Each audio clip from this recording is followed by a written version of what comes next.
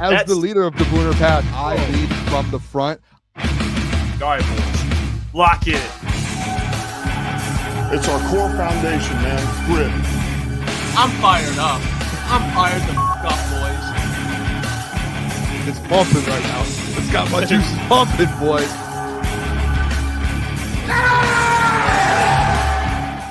Welcome to Crunch Time Sports with Jeff and Boone. Boone is back. It's Thursday, August 28th, and we got a big show. Huge show, actually. Like, just when we think that there's nothing to, talk about, pulls you right back in. Boone. Micah Parsons is a Green Bay Packer. It's crazy. All right. And by the way, we have Kory Woods joining as well. Shout out to Kory Woods, M Live. He'll be joining at 8:15, so we'll get to talk to him about Brad's comments. Brad talked today, had some very interesting things to say. We'll get to that later in the show. We got to start with this Micah stuff. There's no other way possible. And I don't know how people feel in the chat about this old Micah stuff. I know the Twitter sphere or the X sphere for Detroit Lions fans has been, a lot of wars going on out there over whether or not the Lions could have gotten this done. I know I went to war with Adam. You went to war with Adam. We talked to Adam for 30 minutes on the phone, and we started going at him. We're going to address all that right now. Yeah, and can you get the trade out to the people so people know if there's people there? I would think no one's living under a rock. Everyone in here knows what happened, but the details and everything of the trade. Yep, I have that. So the details of the trade, including the contract that Micah Parsons got, all right here. The deal is two first round picks and Kenny Clark, who's starting defensive tackle for the Packers. So the Cowboys get Kenny Clark, 2 first rounders, which I told you before the show. I'm a little, I think obviously the contract factors in, but yeah, 2 first rounders from Micah seems a little weird. Anyway, this is the contract though. 4-year, $188 million contract, which includes $120 million fully guaranteed, making Micah Parsons the highest paid non-quarterback in NFL history. And the AAV is about $47 million. $47 million a year, which is absolutely insane. That's a ridiculous number.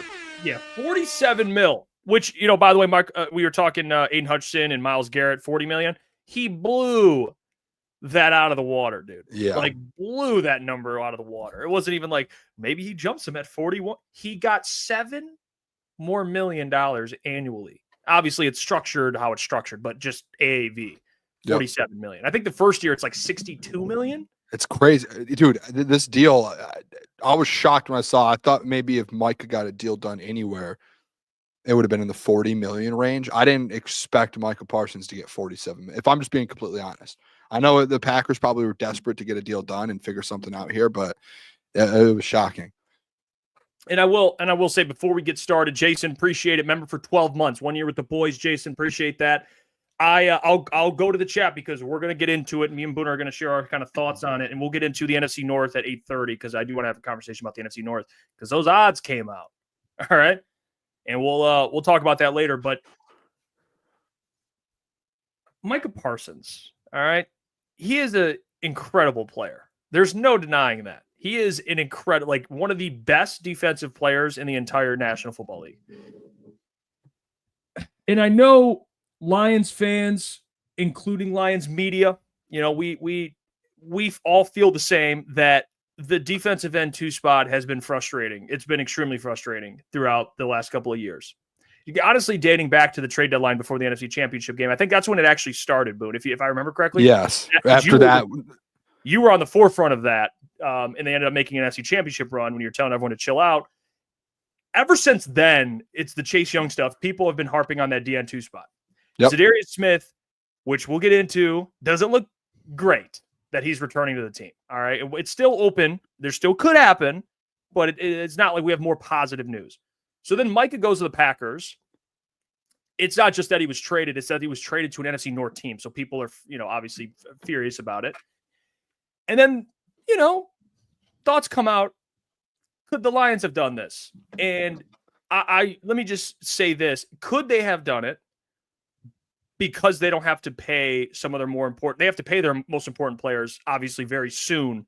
But the contracts for Aiden, for Panay, eventually when you pay Laporta or you pay Brian Branch, whatever, they won't kick in for a couple years. So technically, you could have gotten Micah, and then you would probably front load the contract. The first two years, you wouldn't be able to keep pretty much anyone. You probably would not front load. You probably wouldn't. I don't know. There's a lot of. I don't know how they would set it up, but they wouldn't be able to basically afford Brian, Sam, J. Everyone. You just literally have 2 players on your football team. You would lose pretty much a bunch of your core players, but technically they could have done it, but they didn't, and I don't have a problem with it. I don't. I think the Packers were in a very different situation. The Packers aren't really paying anyone big money. They're paying Jordan Love. They're paying Rashawn. I think Rashawn Gary's making like 20 mil. I think that's AAV. So they can afford to take on this type of deal, and they don't have a Micah. Like Rashawn Gary's good, but they don't have a Micah. They don't have an Aiden. I guess the example I could use. They don't have an Aiden. They don't have a Panay they're paying. They don't have a Kirby Joseph they're paying. They don't have an Amon-Ra St. Brown they're paying. And honestly, Jordan is I think he's making, I don't know how it's spread out, but he's basically, him and Goff are pretty similar, but they're not paying like the Lions are paying for the other guys. This means to me, Aiden's going to get anywhere in the range, or he'd probably get close to $50 million. Okay. He's going to get close to $50 million. And McKinney is getting paid, obviously, but I'm talking big money. Like I'm talking top of the line, Kirby top dollar.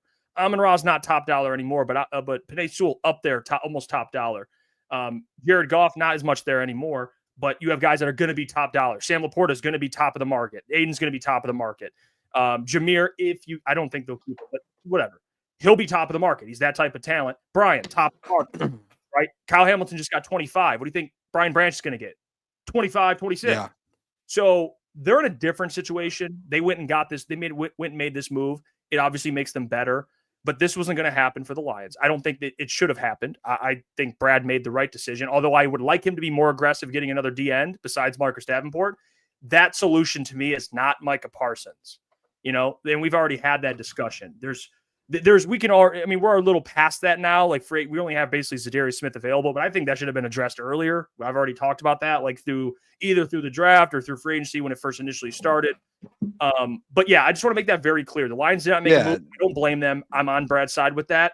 And it makes sense for the Packers to make this type of move. It did not make sense, in my opinion, for the Lions to make this type of move because I would rather have the foundational players that they're going to end up paying. They won't be able to pay everyone, but the players they can keep, I would rather. Okay, let's call it what it is, though. Like at the end of the day, is it possible? And me and you argued with Adam back and forth about it, and he tried to break down, hey, this is how the numbers would work. Not even how the numbers would work contract-wise. Hey, you have to move all these different guys around. You have to do this.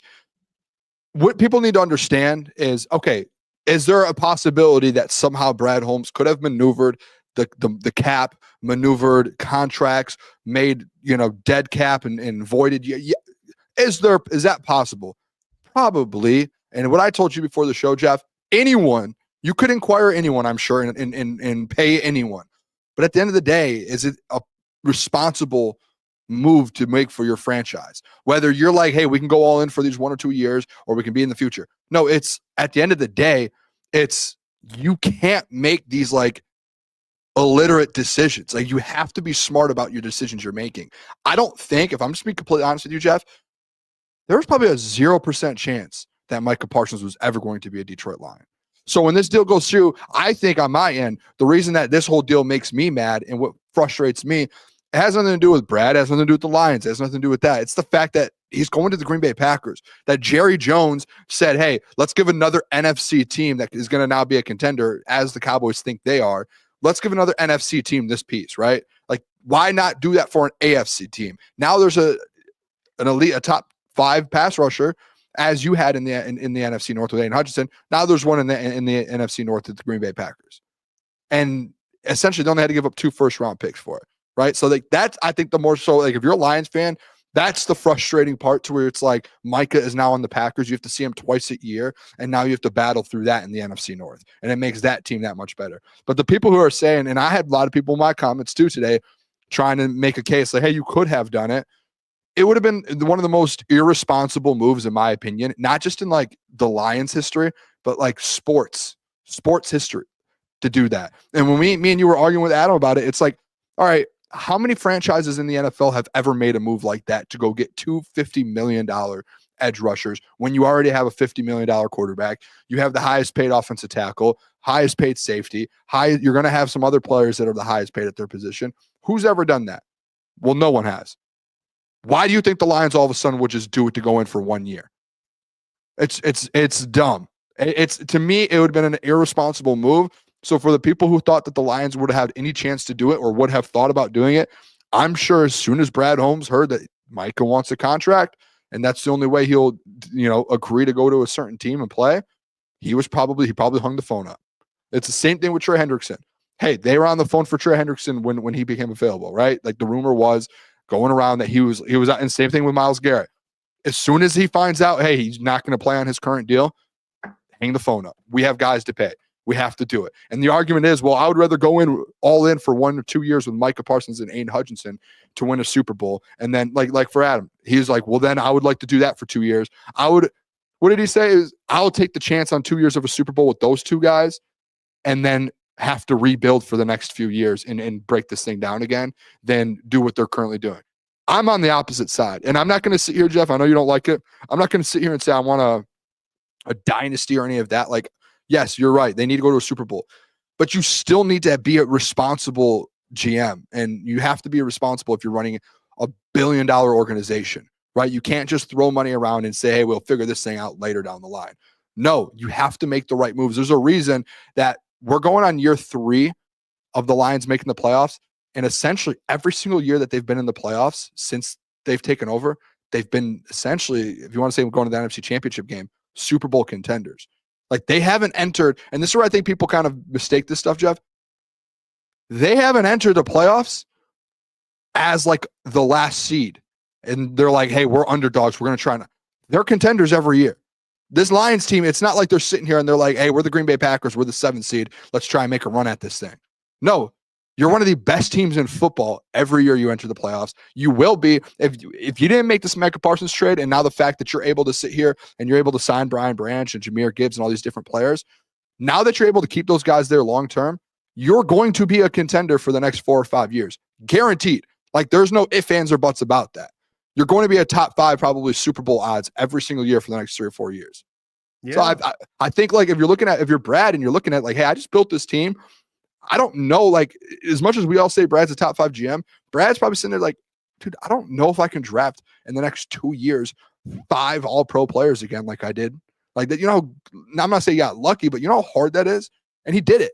And like, why would he just be like, let's flush all of that work down the toilet just to bring one guy in hopes that maybe that one guy would help you win the Super Bowl? And if he doesn't, you know what's going to happen if he doesn't? And this is what I told Adam. Okay, Adam, I know how his brain works. I've known Adam for a long time. If Adam says, hey, Brad, go all in, and Brad does it, and then they don't win a Super Bowl in the next 2 years, who do you think the first person is to call for Brad's job? It's Adam. It's people like us. It's the fan base. So that irresponsible move backfires, and it was like, hey, why did we do that? Like, I get it, 1 year, it's cool, it sounds good. For the franchise as a whole, it is not. It wouldn't have been the right move. It would have been an irresponsible move paying 2 players at the same position $50 million. It is what it is at the end of the day. It doesn't happen. You don't see it. You don't see 2 edge rushers making $50 million on a team. It just doesn't. Now, if you want to bring up a team that has done the whole rebuild thing after winning a Super Bowl, it'd be the Rams. And Brad Holmes was with Les Snead, and Les Snead was able to do it. But that doesn't mean it's easy. Like to hit on multiple all-pro potential players, you already have them. You're banking on uncertainty. You're finding guys in the draft you hope can be these guys. You already have Brian. And I think I still believe there's a way they can afford to keep him. You might need to let J-Mo go. Unfortunately, I've already talked about that. There's going to be guys that end up being sacrifices. But you're right. Like I don't – it's not – there's 2 conversations we're having here. One is, do we believe Brad at times is passive? Do we believe he should have addressed the DN2 spot with more aggressiveness? Yes, we agree with that. But then we talk about Micah Parsons. That's a whole nother thing. We agree. That doesn't make sense. Like for the people that think that, for the DN2 people out there that I actually don't mind, Micah's not the guy to die on the hill for. Which You know what? Like, And this is the I'm problem with that you. I have, and I'm excited to hear what Kory has to say about it, because at the end of the day, I think the more people Lions fans should be upset about or like thinking about is if you don't get that Zadarius Smith or if Davenport doesn't work out. Like that is the one to me where it's like that's where I think the Lions fan base could be fired up about. Except like there's a part of Lions fan base right now who's fired up about the Micah Parsons thing. That was just so never realistic at the end of the day, man. And that's where it's like we can get in these battles and these beefs about it and going back and forth all we want about it, but it's just like it's in my opinion, an irresponsible move if that was to be made. And there is definitely a side of Lions fan base who are mad about it and think that Brad should have done it. And it's probably a little bit more so the fact that he did go to the Packers. You know what I'm saying? So absolutely. that's the biggest thing. Yeah, if people want to be frustrated at Brad for Davenport still being DN2, fair. I'm not even going to fight you on it. But then the Micah stuff, I don't think he's the hill that you need to die on. Yeah. Let's bring on Kory Woods. And let's do it. We'll get into the NFC North afterwards, but let's bring on our good friend, Voice of Reason, covers the Detroit Pistons and Detroit Lions. The best in the game. .com. Mr. Kory Woods. Kory, how are we doing, my friend? Hey, what's going on? How you guys doing? Kory, you're walking into a shitstorm right now, and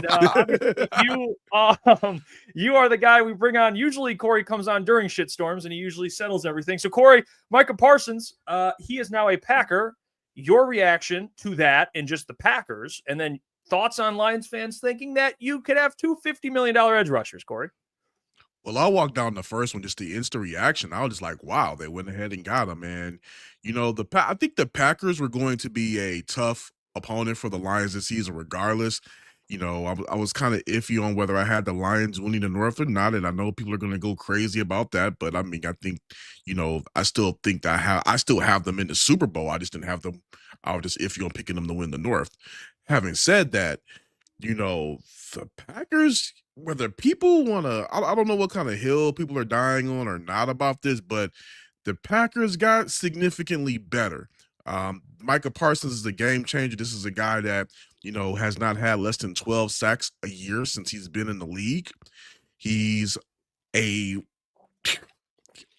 probably going to, if he stays healthy and he continues to play the way he's going to play, he's going to be a Hall of Famer. Yeah. And I don't think that the move necessarily is like, oh, the Packers are going to win the North. The Packers are going to win the Super Bowl. But I think you're kidding yourself if you don't look at that move today and say the Packers got significantly better. Micah Parsons is a guy that can win you a game. And the Packers have lost 6 of the last 7 to the Lions, including 2 straight. So getting Micah Parsons, that can change. That can win them a game. It's just that simple. So I think it's a good move for them. I think the Lions are still going to be the Lions, whether you have them, wherever you have them. But the move does make the NFC North race a lot tougher on paper. Mm-hmm. Yeah, and Kory, one thing I actually thought about today when that came out is obviously Brad met this morning with the media and the Zadarius Smith questions and all that. Do you think now that this trade happened and Micah's in Green Bay, they're now the favorites on sportsbooks to win the NFC North?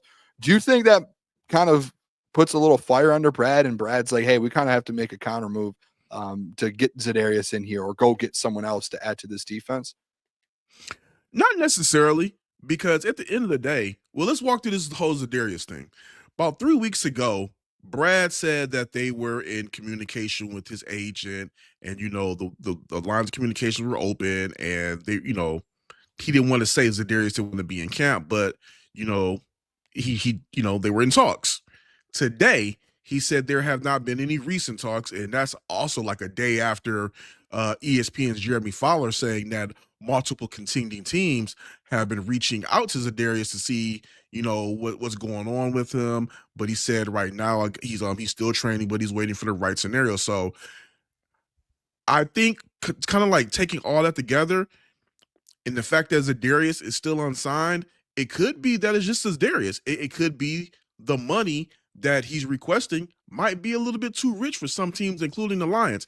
At the end of the day, this is not a simulation. This is not Madden. 2 teams, 2 people have to tango. And the Lions can offer a fair deal. Other teams can offer what they feel is a fair deal. But at the end of the day, Zadarius has to sign. So I think that the one thing that Zadarius did say he wants to be back, but Zadarius saying he wants to be back doesn't mean he doesn't want to get his bag. And that's part of the reason why the Lions cut him, because the bag was too rich for them. So at the end of the day, I wouldn't really just be all in on blaming the Lions if they do not get Zadarius Smith back, because we don't know what those talks are looking like. And at the end of the day, it could be that the price is just too rich to bring him back. Yeah, you want to go ahead and cash in on this Super Bowl window. You want to go ahead and add in another quality edge rusher when healthy opposite Aiden Hutchinson. But I mean, if the deal's not right, the deal's not right. And I think right now with the Packers getting Micah Parsons, trying to rush and go sign Zadarius is probably a panic move, and he will be holding the cards to drive that price up. And you just don't pay a guy whatever because you're acting out of panic. And just the last thing before you ask the next one, for many people that's probably in this chat, Brad Holmes has built he's the architect of the most winningest Lions product anybody has probably seen. And whether you like his moves or you hate him, I believe he's earned enough cachet to be able to build this thing and steer it the way that he wants to. Yeah, Kory, the conversation about, and it's not all, I think most Lions fans are on the same page, but I think it has to do with him being in the NFC North too. Lions fans saying, well, hey, Brad, why didn't you try and make this deal with Micah Parsons? It's not even Micah, but it seems like this is a common thing with Trey Hendrickson, whatever edge is available besides Zadarius that needs to be paid for whatever reason. Everyone wants that player. And we fell victim to that in one circumstance with Myles Garrett, because we weren't sure if I think we at first we thought Myles would play on the deal he was on. So that's why we were like, okay, this could get interesting. Obviously that was never true. We talked about that. It was over. But just for the fan base, the percentage, whatever it's small or marginal, that still thinks Brad fumbled the Micah Parsons deal. What do you think of that? Do you think there's some validity to that, or you think, guys, like, chill the hell out? The Lions were never, ever, ever going to be in on Micah, Trey Hendrickson, or none of these big names that need to be paid? Well, if anybody's been paying attention to what Brad has been saying for the past couple of months, he's been saying that there is a bill that is due. So I don't even think the Lions were ever fiscally in a position to go after a Micah Parsons when you still have to pay Aiden Hutchinson. You still have to decide whether you're going to pay Jamison Williams or not. You just paid Kirby Joseph and you just paid Derek Barnes.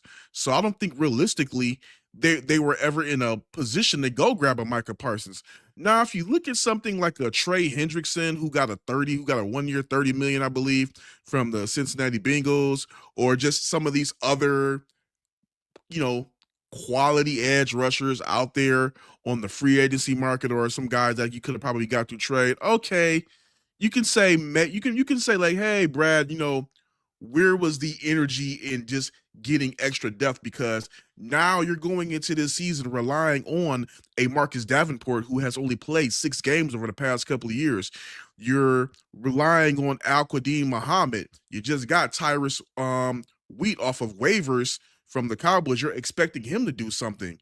You got you have so many other injured parts. I mean, like Levi's out for the year. He was playing inside and outside. You don't have Ahmed. So if you want to say that the Brad could have show a little bit of sense of urgency, I get that.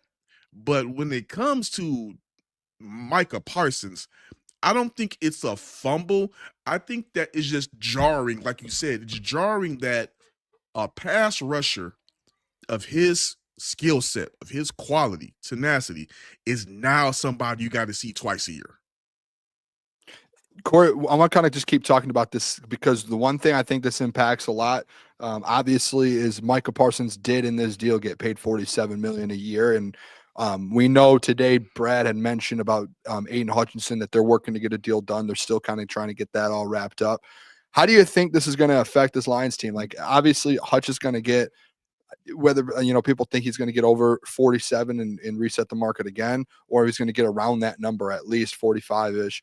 How do you think this impacts these other signings? Guys like Brian Branch, Jahmyr Gibbs, Laporta, JMO. Do you think a couple of these guys are going to end up getting left out now? The fact that this edge position is obviously almost up at $50 million. It seems like that's like a massive jump from, probably 12 months ago. I think the highest was maybe 35, 37, and we're almost at 50 with it. How do you see that kind of playing out there? Oh, absolutely. There's about to be some this team is going to look very different over the next couple of years because you just simply can't pay everybody. I mean, now that you've paid Kirby Joseph, now that you've paid Derek Barnes, okay, or you might have to let J-Mo walk. I mean, you might actually have to let Brian Branch walk. I mean, you gotta keep Hutch. You gotta keep Jahmyr Gibbs. I believe that's a future NFL MVP in my opinion.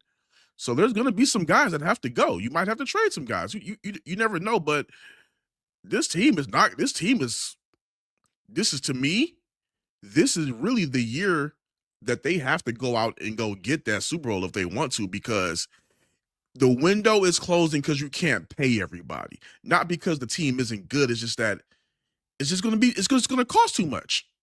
So, I mean, that's just my thought on that part. Yeah, Kory, the trade that happened, I wanted to ask you, Tim Patrick traded to the Jacksonville Jaguars. What does that mean? What does that mean for Isaac TeSlaa? And because you were at camp, you got to see his development, but them being comfortable enough to trade away Tim Patrick, who they obviously relied on last year to be that wide receiver 3, I think it speaks volumes to Brad because they got Tim Patrick for basically nothing because he was waived or released. And then they got him for this past season, and then they flip him for a draft pick, which I think is great for Brad. But would you make of Tim Patrick leaving and kind of what it means for the other 2 young receivers in Khalif Raymond?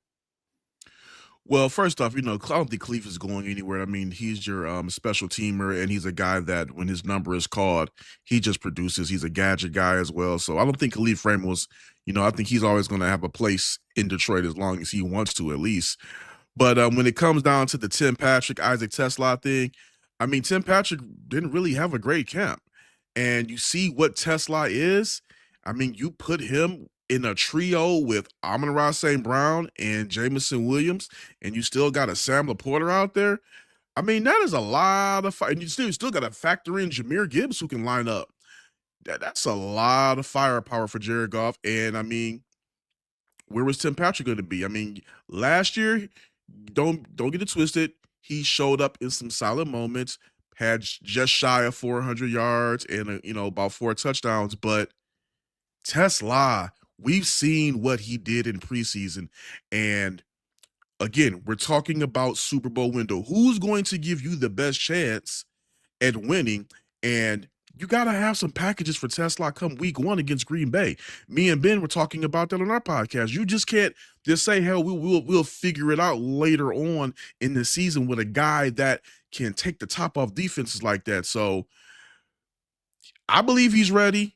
He's looked ready all camp, and the Lions have always talked about trying to get even younger at that wide receiver position. And, the trade Tim Patrick, that signals that.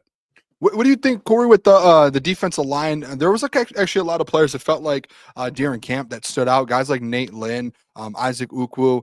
I'm missing someone here. Oh, Keith Cooper Jr. Yeah. That I feel like a lot of people, ourselves included here at Crutch Time, we thought that those guys were going to make the team. At least Keith Cooper Jr. was a big one, and Nate Lynn. How do you think that kind of went down? Do you think, and obviously they brought in the 2 guys from waiver wire. Why do you think it was that those guys just didn't make the roster after the kind of training camp that they had?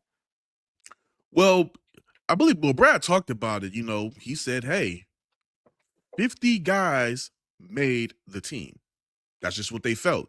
I mean, obviously they said that the extra 3 spots, now down to 1, but the extra 3 spots at the time gave them flexibility to claim guys like Lacey and Wheat. They always said that they were going to be looking at players from other teams that they could bring in to help this roster out. And it was a gamble, really putting those guys on the waiver wire, but they got them back. They got them on the practice squad. But Brad simply said, look, we're not just going to give guys roster spots just because we have them available. We picked the guys that did enough to warrant being on the 53, which was 50, but the 53-man roster. And at the end of the day, you got to commend them for that, because they have a standard for who is going to be on that active roster. And then the guys that they have on the practice squad, they have a chance to work their way up to that active roster. So I get the question, but I mean, Brad laid it out point blank, and it is what it is. Yeah, Kory, I want to ask you too, just about the Brad was asked about projects, obviously with Hendon being cut officially and Broderick Martin being cut, 2 third-round picks from the draft where they landed 4 very good players, so no one really ends up giving a damn. But what'd you make of kind of a Broderick and Hendon Hooker's departure, Brad cutting third-round picks, which I will give him credit for because that takes swallowing pride to do that. But what'd you make of Brad's answer today with handling the future with projects? Because I feel like that's just a constant question he's always going to get. But what'd you make of those moves? I thought the moves they were about time. I mean, like, nobody was really talking about Broderick Martin, even from the reporters. You saw him out there in camp, you saw what it was, and that's, I mean, him being on the waiver wire and exiting Detroit, that's not that much of a shocker to me. Nor is Hooker. I mean, this is a guy that over the past couple of seasons that things just did not work out for him in training camp. It just did not click. Brad's answer, I mean, pretty much what else could he? I don't think what else he could really say. But I mean, yeah, those guys just didn't work out here, and they landed on their feet. I think it's good for Hooker to go ahead and get the new scenery. I believe Dan Campbell pretty much had that on the wall the other day, said that he needed to change his scenery, so he's going to be able to jumpstart his career, hopefully for him in Carolina. Broderick Martin and KC, not sure how well that's going to go, but I mean, for Brad to let those guys go, that just, you got to commend him for that. It just says like, hey, it just didn't work out, and we're not going to keep trying to fit square pegs into a round circle. So sucks for those guys, but at the end of the day, they got to move forward and continue to build this thing the right way, because again, we just talked about it. That window is closing because of financial reasons, and you got to keep those spots open for guys that can come in here and help this team now. Yeah, last one I have with the roster, Kory, is that the secondary, we obviously got to see that thing kind of shape out. There was a safety battle. It felt like Jeff and I actually talked about it the other day. Like Ian Kenley and those guys, Lawrence Strickland, it felt like there was like a safety battle going on for the last safety position.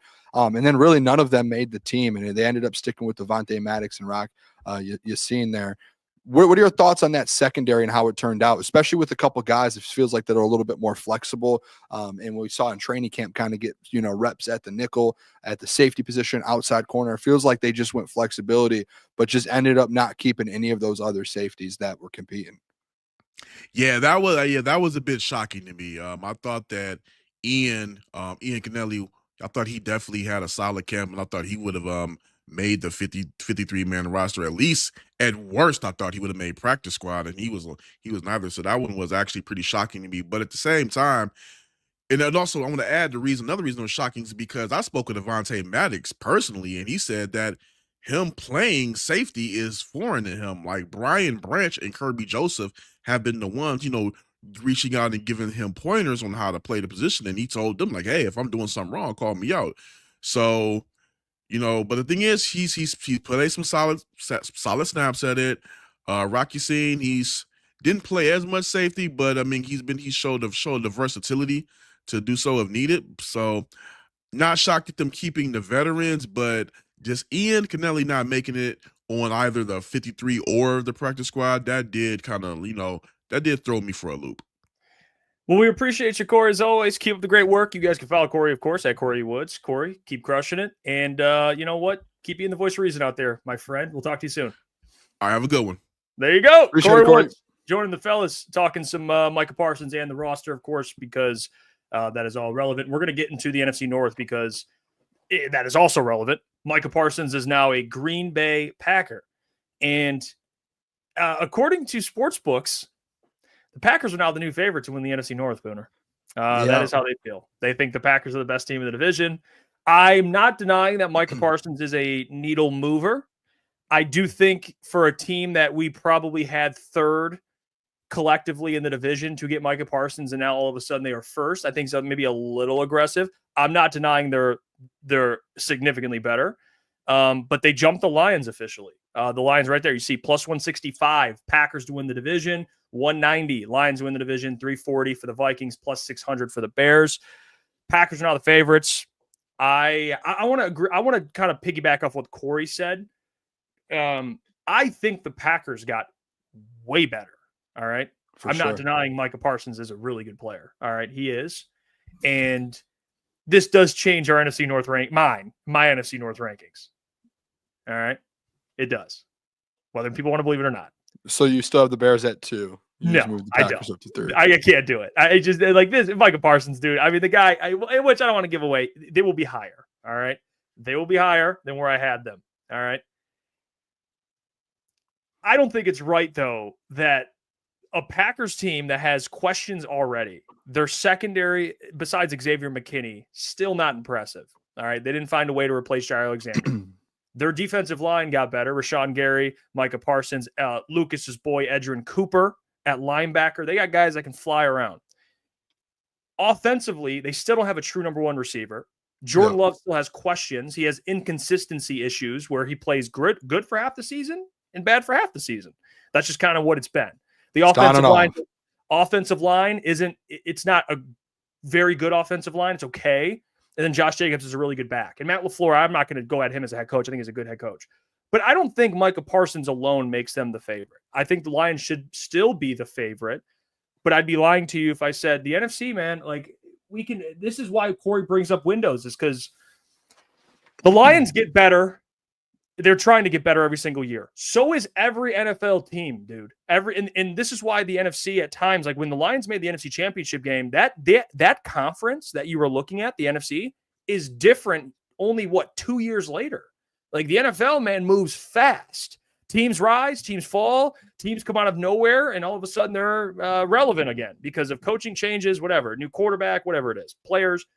So what this does tell me and what it does remind me, Boone, is urgency is important with the Lions, of course. They have to win. If they're going to win a Super Bowl, it has to be in the next, 1 to 2 years while they still have all these players, because other teams are only going to try and get better. So I think it just reminds me of the Lions. There's still a window, whether people want to believe it or not.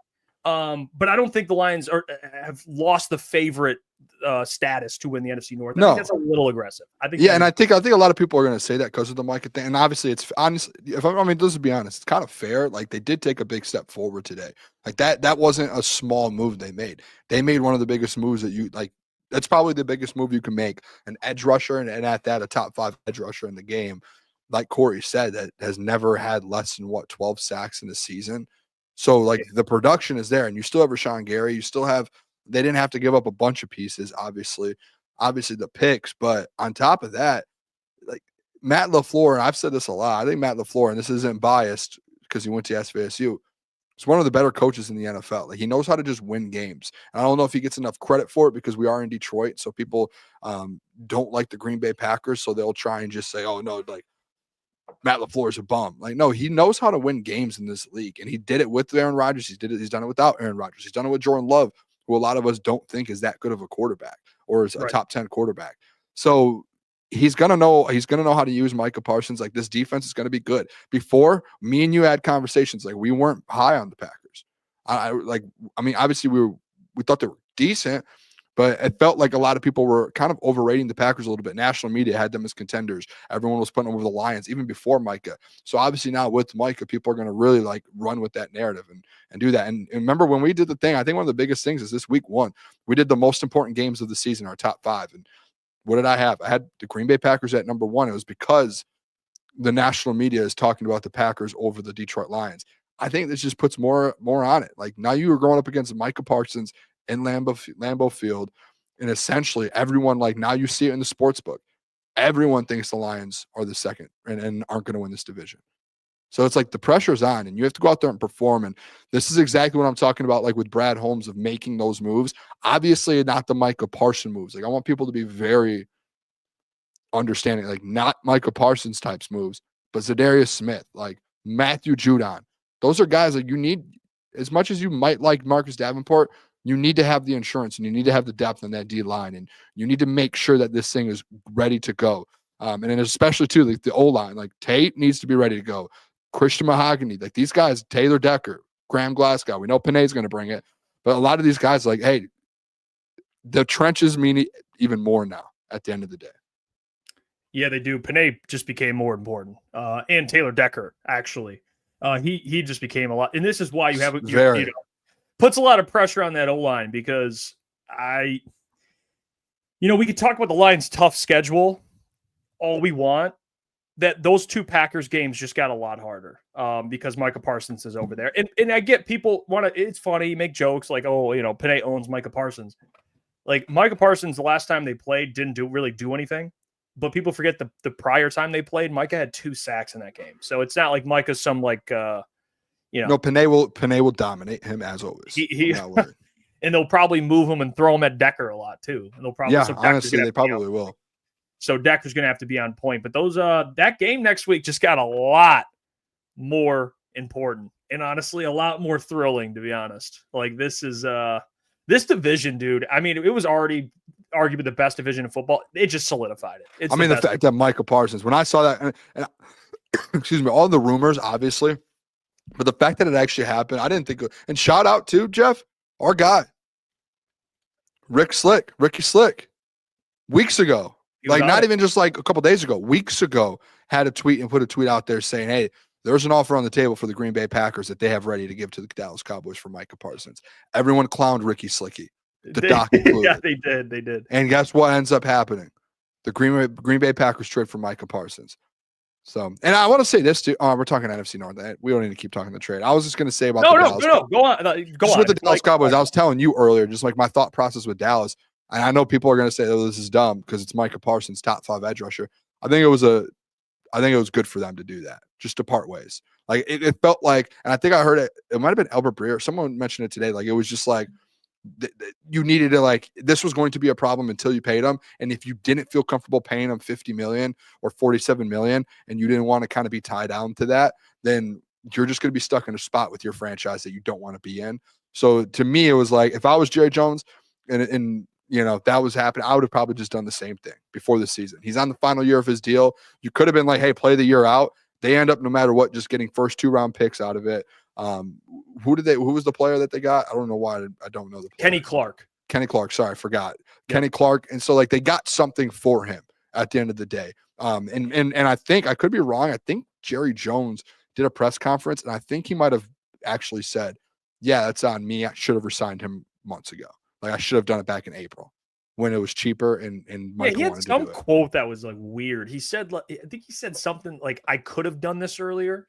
I think he might have said I should have. Like, I was like, that's it was like something like he's like just didn't it happen. It's the Cowboys should have re-signed Micah, but they got sure. I would have done the same thing as Jerry, though. I probably would have been like, all right, let's just get this in. Maybe not to the Packers in the NFC, but I would have definitely at that point, if it was just as toxic as it was and everything going on with it, all right, it's probably better for us just to move on. They still have a decent roster, but without Micah, it changes a lot.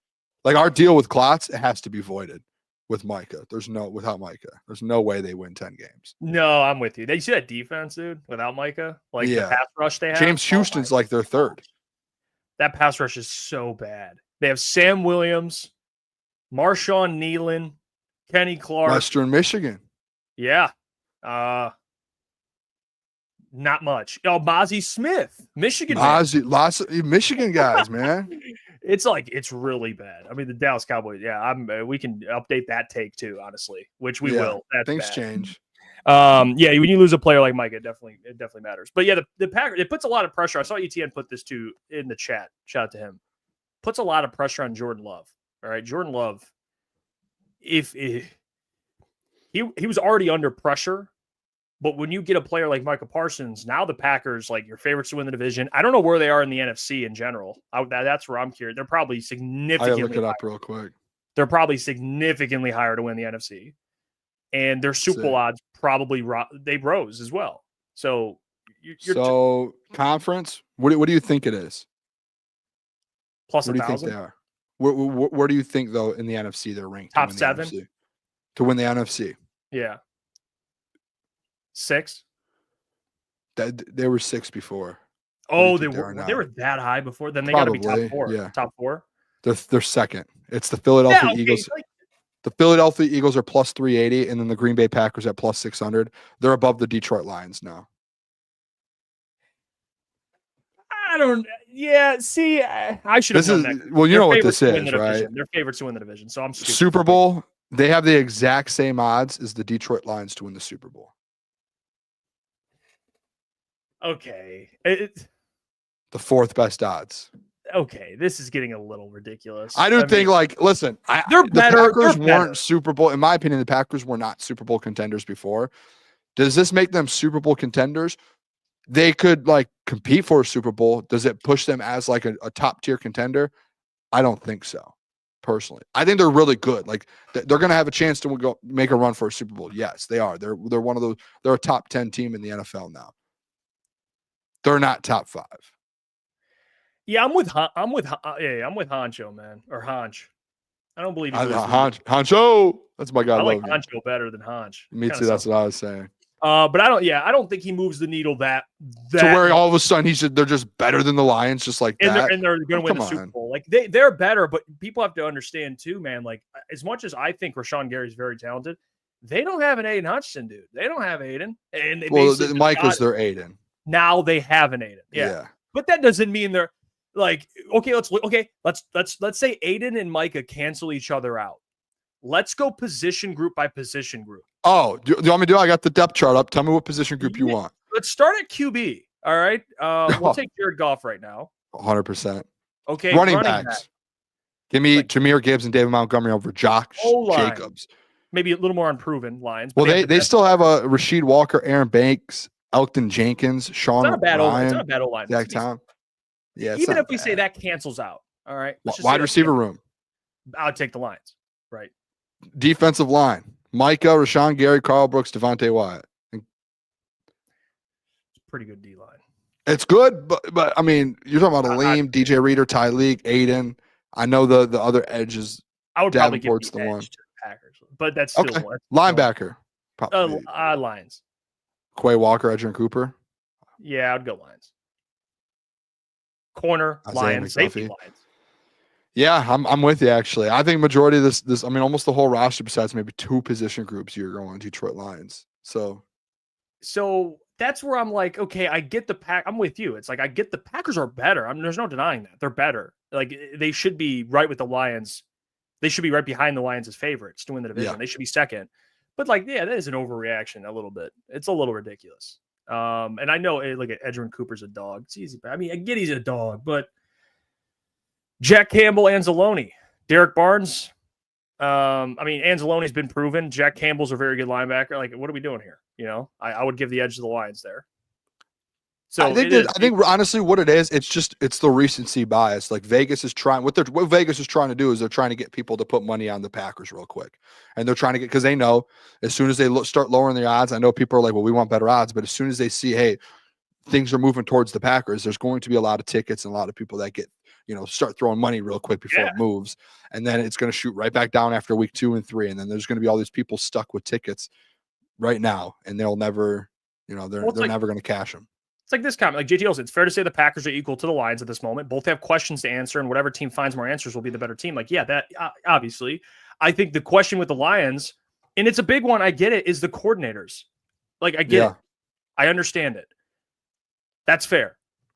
The Packers, though, they have questions. They have more questions from a roster perspective. Like, at least the Lions have less questions as a roster. Like they have the players. You just have to see the coaches, the assistant coaches. I got a weird question about Micah. And they have a question at the biggest, most important position in football. It's quarterback. Yeah, he's just so inconsistent.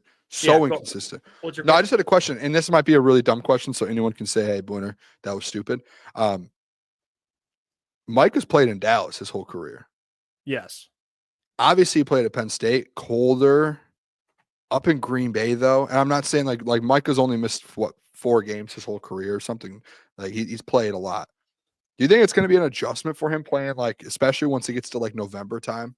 Or do you think it's just like kind of like playing at Penn State? He's already used to it. I think he'll be fine. I think the biggest question with Micah, where I'm curious, is his run defense, which has never been very good.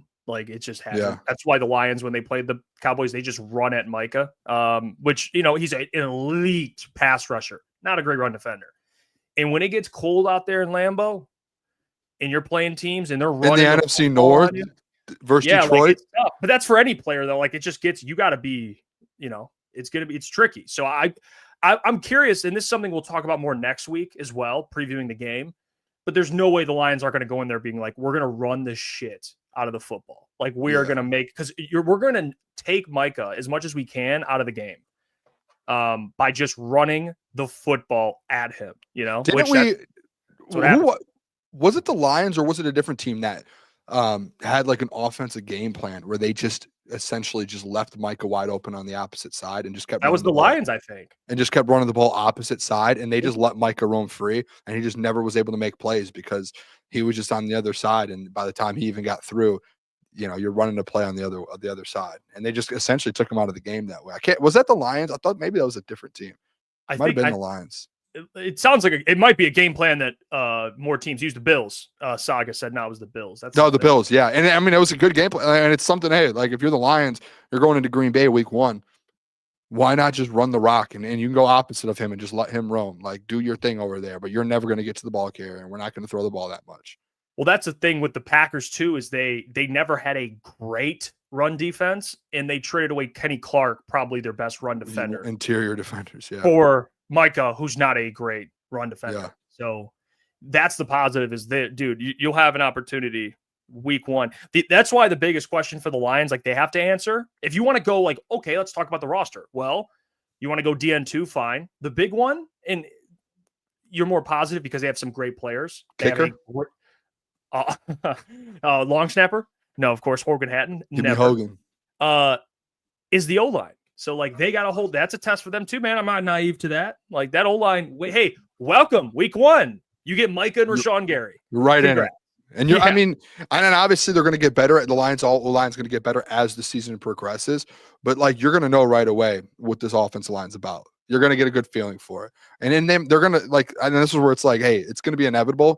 They're going to struggle probably week 1. And there's going to be times where you're like Christian Mahogany, Tate Ratledge, Graham. There might be struggles. But as long as you start seeing some positives, especially in that game, man, that's a Taylor Decker and Penei Sewell right away. Rashawn Gary and Micah Parsons. Here we go. Like football is back. Yeah, because Decker, I remember I was at that game where Decker struggled against Rashawn Gary. He had like 3 sacks, I think, in that game. So, a couple years ago. He's grown. Yeah, it was like 2 years. I think it was. I thought it was so crazy today, dude. Penei Sewell's 24 years old. That's so crazy, man. The man is 24 years old, and he is the best in the game right now. Yeah, he's got like 10 years left of his career. At least you have that going for you. That is definitely the positive. I see Chicken says, dude hasn't practiced at all during camp. He probably won't even play the whole game, if at all. He's got 2 weeks. He'll probably be fine. There is an injury. I don't know what it is, but do you remember, like, he was the reason he was on the plane. They said he was going to get a second opinion on something with his back. I don't know if that's true or not, but okay. Well, if there is something injury wise, then yeah, he won't play if it's serious. But if we're going off, he didn't practice. Injury fair, but just off practice, nah. You know what, Micah? This is your practice, all right? You see that dude 16 Goff? Go get him. That's all you have to do. All right, you'll figure it out. Like it'll be fine. He's a pro, dude. You don't need to. What he's going to study the playbook for 4 weeks? Like, no, he's going to study it as soon as he gets there and go and play. So, I think he'll play. They're going to want him to play. I mean, it's literally week 1 against the Lions, dude. Like they're going to want him to. They're going to push him to play for sure. We just paid you 47 M's. You better be suiting up. Like you better play. All right, let's get to Brad Holmes had comments today. A lot of different things he said. First thing, it relates to Micah because it's about the defensive end 2 spot. And this is what Brad had to say about the potential return of Zadarius. Look at this. Why is he sitting like that, man? Yeah. What is Brad cheesing about? Does he know about the Micah deal? And he's like, we got something I was playing. Why is he sitting and cheesing like that, bro? He made this face as soon as he heard Zadarius Smith. He's we're going to give our opinion on Zadarius after this, but Look at that. Yeah. Look at that. He looks look pumped how- up. He knows something. He knows something. Yeah. Brad knows something by that look right there. He knows something we don't. He's like, yeah, I'm not. I have a theory too after this. I text our friend Easy about the theory. I didn't tune into the show today, so I don't know if he used it or brought it up. I do have a theory though. All right, let's hear this. We'll get our thoughts. Just about money. Do you feel good at defensive end? Is that why that nothing has worked out with him? And could that still be a possibility to bring him in at some point? You guys know me. Anything's a possibility at any point. I don't know what's going to happen, but the one open roster spot, we just have one open roster spot. It's not for a specific player. It's for the player that makes the most sense for us. Are there active talks with Zadarius like recently? Not recently, no. So we'll start with the first one. Brad saying essentially anything is possible. That's just Brad being a GM. Okay. Anything is possible. I don't look too much into that anymore. When a GM says like, oh, everything's on the table, it's white noise to me. It doesn't matter. All right. So I'm not going to look too much into that. What I do want to focus on for me personally is Zadarius. I think it's a red flag that they haven't been talking. Okay.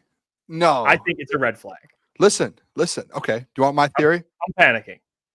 There's no need to panic.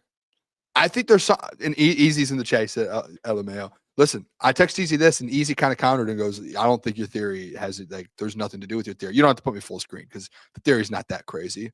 I do think that Zadarius Smith and his camp, whether they had contenders reaching out or not, I think they reached out to the media and tried to push the narrative a little to either move the needle or to get leverage that there are contenders reaching out to him, and they were trying to maybe get this is a theory. Then they were trying to get leverage with the Lions to either get more money or get a deal done quicker. Mm-hmm. And I think today some of Brad's comments tried to counteract that to get some leverage back on his end. And he tried to just be like, yeah, we just haven't talked. Hey, we're good. We have an open spot. It's not just for Zadarius, it's for anyone. Instead of being like, yeah, it's for, I think there's leverage play happening here. I do. I really do. And listen, I'll say this, Jeff. Panic level, I'll sit there with you and say there's a panic level. But at the same time, and the reason I'll say that is like, if I'm Brad, just get the deal done. You just got Micah Parsons in your division. Get the deal done. Like there should be no more messing around. I honestly, you know what should have happened? If I was Brad Holmes and this Micah deal went through, I would have instantly, as soon as I got the text and it said Micah Parsons to the Green Bay Packers, you know what I would have done? I would have picked my phone up. I would have put it up to my ear and I would have called Zadarius and his agent. What do you want? Get to Detroit right now. Let's sign the deal. And I would have dropped the deal an hour after Micah Parsons, and I would have ended all the Micah talk. And then guess what would have happened? Lions are back to the favorites. If I was Brad, that's what I would have done. I would just say whatever you want. 10 mil? Done. 12? I agree with that. Oh, you want 13? Okay. We'll go up to 15. You want 15? Okay. Come on. All right. So we got the money though. Like we're not spending the money this year. We had the money. Yeah, we got Xavier D. We got Wheat. Tyrus Wheat. What do you want? You want a house? You could have Boone's. What do you want? Yeah, well, you know what? This is how I feel whenever I hear you get Jeff will get you free haircuts for the year. We'll figure it out. You know what? I'll shave my head again if he joins. No, actually, that's a lie. I'm not doing that. Wow, that was so close, man. No more shaving my head, dude. Fuck that. All right. You said it. Someone clip it. Clip it. No, don't clip that. Clip that. It's not true. It's not true at all. Steve Wild said they did cut him for the $7 million, but still, you're just at the point where it's like, dude, we will. But the thing is there was another year, or there was dead money attached to it as well. That's why. Yeah, it makes sense why they cut him. It does. So it wasn't just. It doesn't make sense why they haven't brought him back. That's the problem. Whenever listen, you're my friend. All right, you're my great friend, actually. You're my business partner. You're my. I care a lot about you. All right, but here's where I run it. Whenever you talk now, it's clicking now. That's how I'm feeling right now. Hearing you talk about Zadarius Smith is like, it's like someone's gift they're getting for Christmas, and the person keeps saying like, "Oh, I know it's gonna be this," and you're like, "Fuck, it's not that." You're like, "Oh no, I already saw it," and it's like you don't want to spoil it, so you keep being like, "Yeah, dude." Like, what an analogy you just threw out there. Like I feel like you're over like, and I love it because you're like, I want a Rolex. No, dude, you got a Timex coming. Yeah. Man. Yeah, it's like I'm over here like, shit. I don't know if he's gonna like that gift, man. And that's the feeling I get. It's not a feeling I enjoy. It's not a feeling I want, but it is a feeling I'm starting to get. You're giddy. You think you're getting Zadarius Smith, and you're going to open up the present, and you're going to get DeMarcus Walker, free agent, defensive end. Jeff, come on, they're going to get Zadarius Smith. Okay. He's going to be a Detroit Lion. All right. I honestly, I would be so disappointed if they don't. It might be one of the more sad moments of my life. It'd be it's if I'm just being real. Imagine like Micah. I don't even want to say like Micah Parsons goes to the Packers today, and then the next like 2 days you open your phone. It's like Zadarius signs with like the Chiefs or something. Like oh my gosh, just or whatever. I mean, some other team you'd just be like, what if he signed with the Packers? Okay, all right. That's now the NFC North team. That would be tough. The Vikings. That would be extremely tough. Yeah. It just comes down to the simple fact that I would be so disappointed. Nobody clearly trusts Zadarius Smith, or excuse me, Marcus Davenport. No one trusts him. It's everyone's scared. Everyone's terrified. And it sucks because whenever I hear the words that Kory said earlier, when people say, well, he only played in 6 games over the last couple of years, that one hit. That one, every time someone says that, I'm like, oh, like who am I to assume he's going to play in 80% of the games then? Like, yeah, it's so hard to like. It's so hard to just sit back and rely on that. It really is. Just to like fall back on it and be like, yeah, no, we're good. Like we're so good. It's very. And then the fact after AQM, there's just no one. AQM. Oh god. AQM's decent, but he says after that you have no one. Booner, he ain't coming back. I put a poll in the chat for earlier. I'm going to close it now. It's got over 300 votes. Should the Lions have traded for Micah? 84% say no. 16% say yes. Right, so we know, yeah. Our chat bias or base chat. We have a smart chat. Yeah, very smart. Smart very chat. Shift God says he hasn't played a full season in his career ever. In his career, that is a fact. Ben Blue says Jeff using me as rage bait again. You know what? I hate this because you know what? I always just in my life just set expectations so high, man, and I just get shot. Like it just shoots down. Like it just. Yeah, I mean, it's just it's the human experience, man. You get fired up about things, and sometimes it just doesn't. This is disappointing because I know, like deep down, if I'm being honest with you, and I'm putting a smile on my face. But I know deep down, things probably aren't in my favor when it comes to Zadarius Smith. I know it. I mean, we all know it. Why isn't he a Lion yet? I thought I tweeted out on Monday or Tuesday. I said 48 hours he'll be a Detroit Lion. It's Thursday. I'm 2 days. I'm 48 hours past my 48-hour mark. By the way, before we move on, I forgot to throw this up. El Guapo, appreciate the $5. He says we're redrafting a tackle in the first next year. I don't trust Decker or Manu against Micah. Yeah, I don't hate it. They should draft a tackle. Probably like Cade Klubnik or something. Yeah, there you go. I wouldn't be opposed. Draft a tackle. I don't know, early. They need to start thinking about tackle because if Manu doesn't show improvement, you're in a tough spot. You are in a very, very tough spot. I'll just say that. So I agree with that. Appreciate that. That was one of the more disappointing parts of the draft where it wasn't even just like one pick. It was like first overall pick. Like who was on the board? There was like a bunch of names on the board still. Mike Green. Mike Green was, I think, on the board twice. But it was like every time we got to a new pick, this is going to be an edge. Going to be an edge. Not an edge. Going to be an edge. Not an edge. It just kept happening. Yeah, Oren says, I don't know if more edge rushers is a priority for the Lions. It seems all Dan Campbell cares about for the defense is stopping the run and getting interceptions. Yeah, that's a fair point, actually. Can I ask you a question with that? Yeah, go ahead. We've been asking, and you know what? At the end of the day, maybe this is just on us as like people who cover the team, and then as well as the fan base. It's been like 3 years since Lions fans have been asking for an edge since that trade deadline in 2023. They just have never addressed it. Do you think they're just like, we actually just do not care? Like we have Hutch, we're good, and they just never will. And it's just like constant. It's just a constant, like for us, just let's keep hammering it. Never gonna happen. Are you like insinuating it might be like he's doing it a little intentionally because he's like no, not intentionally, but like we just keep like as a fan base and people who are in the media, we keep saying because we feel it's true, but we keep being like it's the edge room, and Brad just this for 3 years has never addressed it. Where he's just like it's not the edge room, and he's not doing it to like get at us, but he just genuinely is just like in denial. Like it's I don't know, something's going on. I don't know what it is. I mean, it's year 3 of us asking for another edge rusher. Yeah, I think this, like Jay says, like I they went defensive tackle, and we asked for an edge rusher. I agree with what Jay is saying though. Like this is what I said to kind of start the show. Like Holmes has been good. Like I'll even say I'll say he's been great. You know, and I think you would agree with that. But unwilling to make the move that puts us over the edge, pun intended. But it's just I don't think Micah was the move to put him over. I don't think that one makes sense. But what I am saying is Brad is not Les Snead. Brad is not Les Snead. It's where he comes from. You know, he comes from that Les Snead tree. Les Snead is aggressive. Les Snead believes effed in picks, and they won a Super Bowl because of it. So it's easy to look at that and say that's the formula. You know, go win a Super Bowl, be aggressive.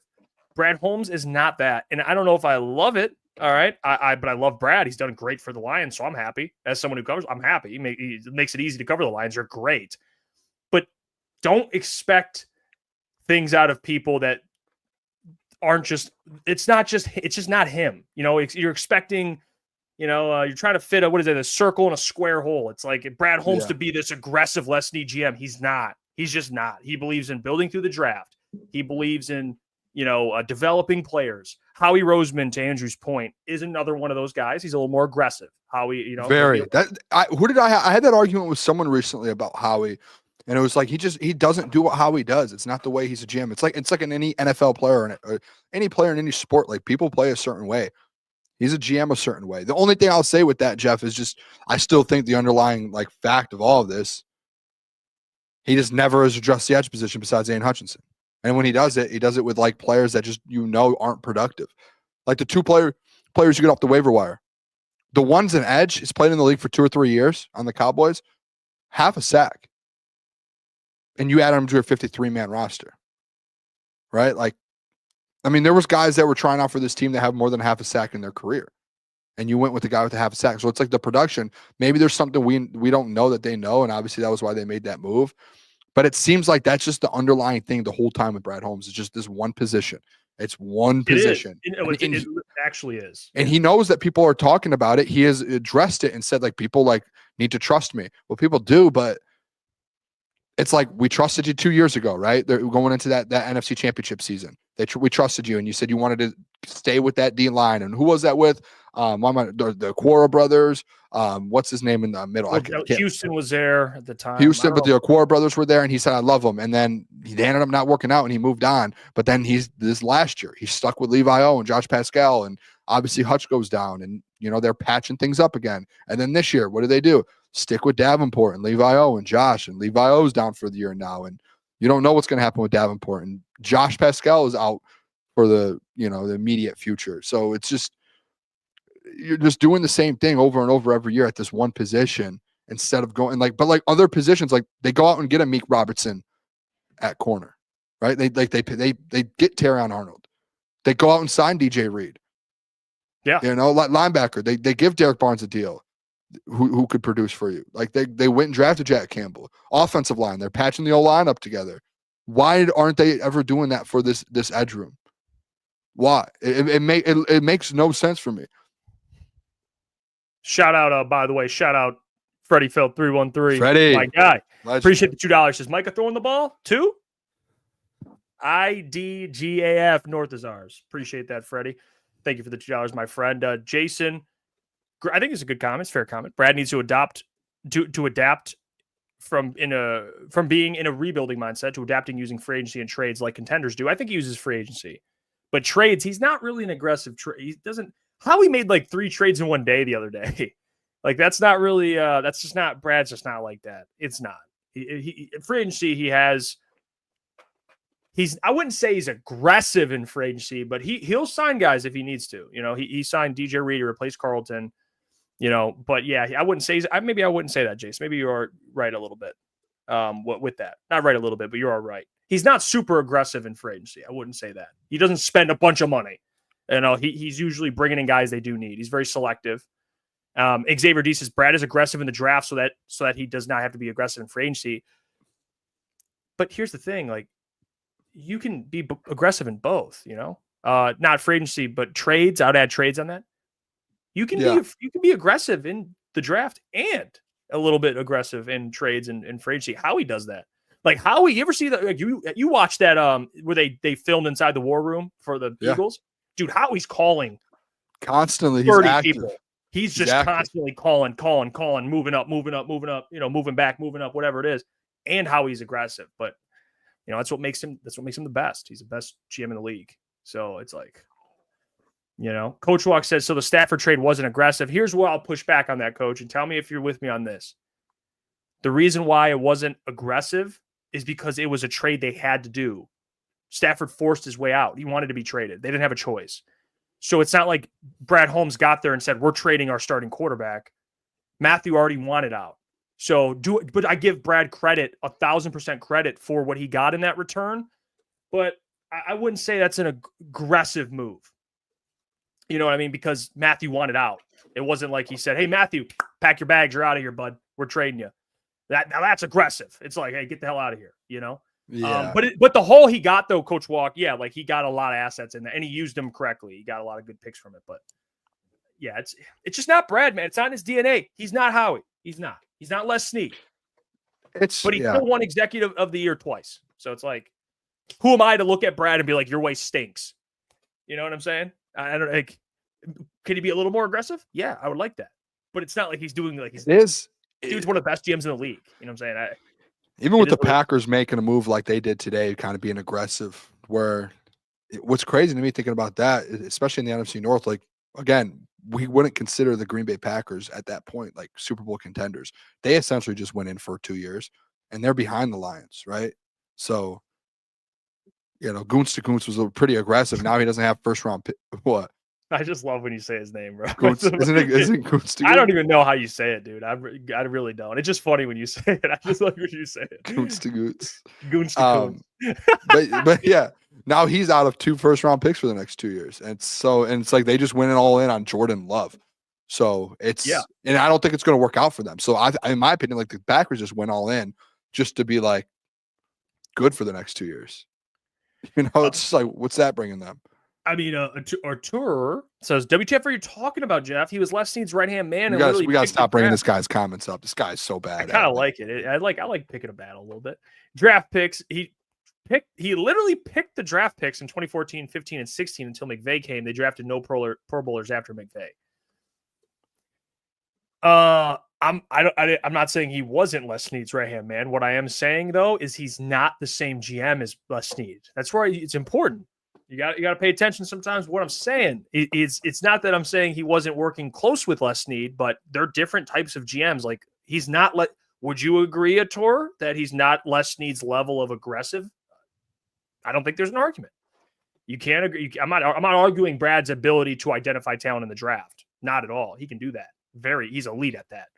But he ain't Les Snead, man, in terms of aggressiveness. Les Snead didn't have a first-round pick for how many years? Like a couple years? He said, fuck him. I don't need him. Can you see Brad doing that? No. What? Making those moves? Trading like multiple firsts? Like, No. I don't see Brad. I just don't see Brad doing that. And then you know what's funny to me? And I brought this up earlier today, like when we had the conversation with Adam. It's like we talk about how like it's like the argument with some of these people. It's like, well, you can give up, you know, go all in on Micah Parsons and not have to worry about all these contracts. And like this is the crazy part, Jeff. Like you don't have to worry about all these contracts with guys like Brian Branch, Jameer, Sam, all those because Brad's so good at drafting that he's just going to bring new guys in. You're giving up 2 first-round picks. You don't have first-round picks for the next few years to reload those guys. You know, like you're bringing in 2nd, 3rd, 4th, 5th round picks, and Brad hasn't been the best in the 2nd round. He's hit at a 50% rate in the 3rd round, and he has found some, diamonds in the rough in the late rounds. But a lot of these guys, like your best players, Penei Sewell, Aiden Hutchinson, Brian Branch, 2nd round guy, should have been 1st. Like Jack Campbell, Jahmyr Gibbs, J-Mo. Yeah, like first round picks. And it's like, hey, you want to go all in and do it? But and your argument to me is going to be Brad will just redraft and get you all pros again. You're giving up your first round picks to make the move.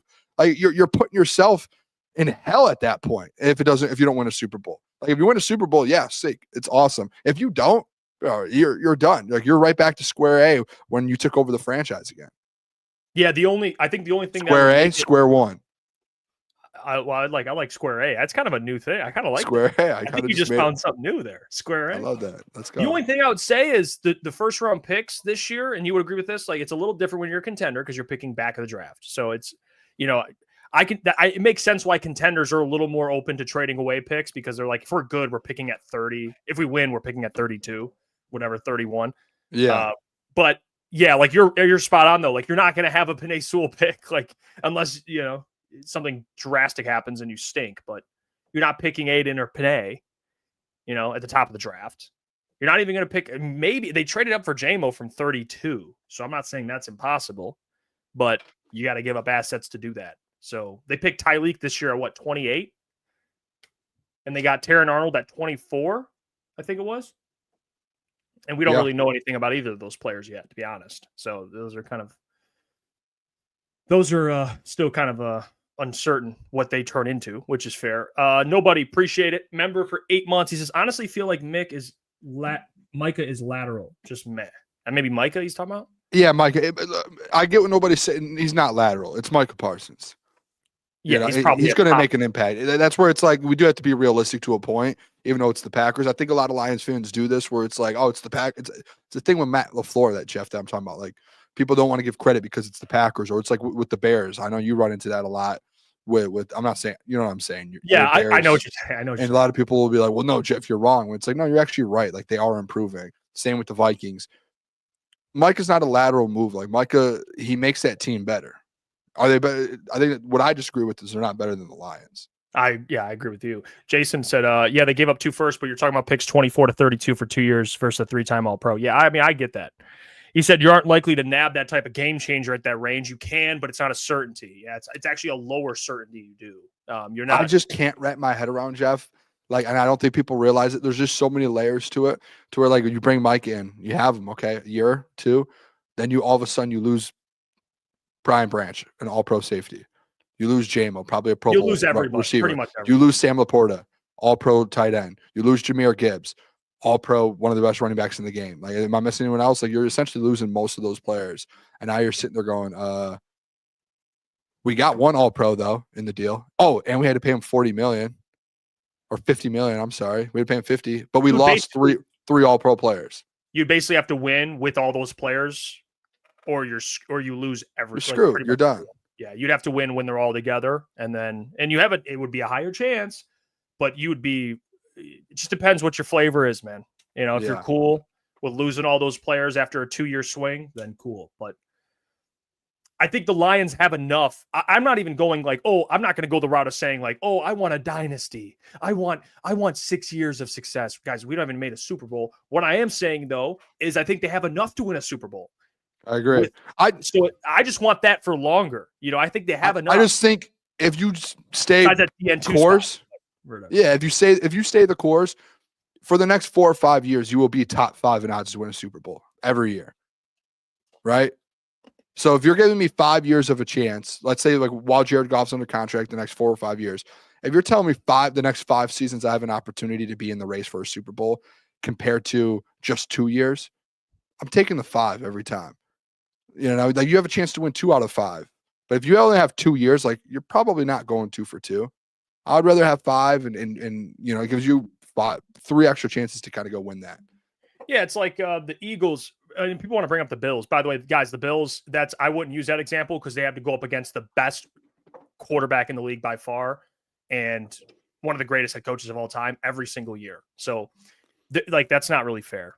If the Bills were in the NFC, they've already would have made multiple Super Bowls. It's not even a question. Yeah, that's actually So a fair I don't point. really like the Bills argument there, but what I will say, if you want to bring up a team that you're kind of talking about, the Eagles, they won a Super Bowl in 2018. They made a Super Bowl a couple years later, and then they just won one recently.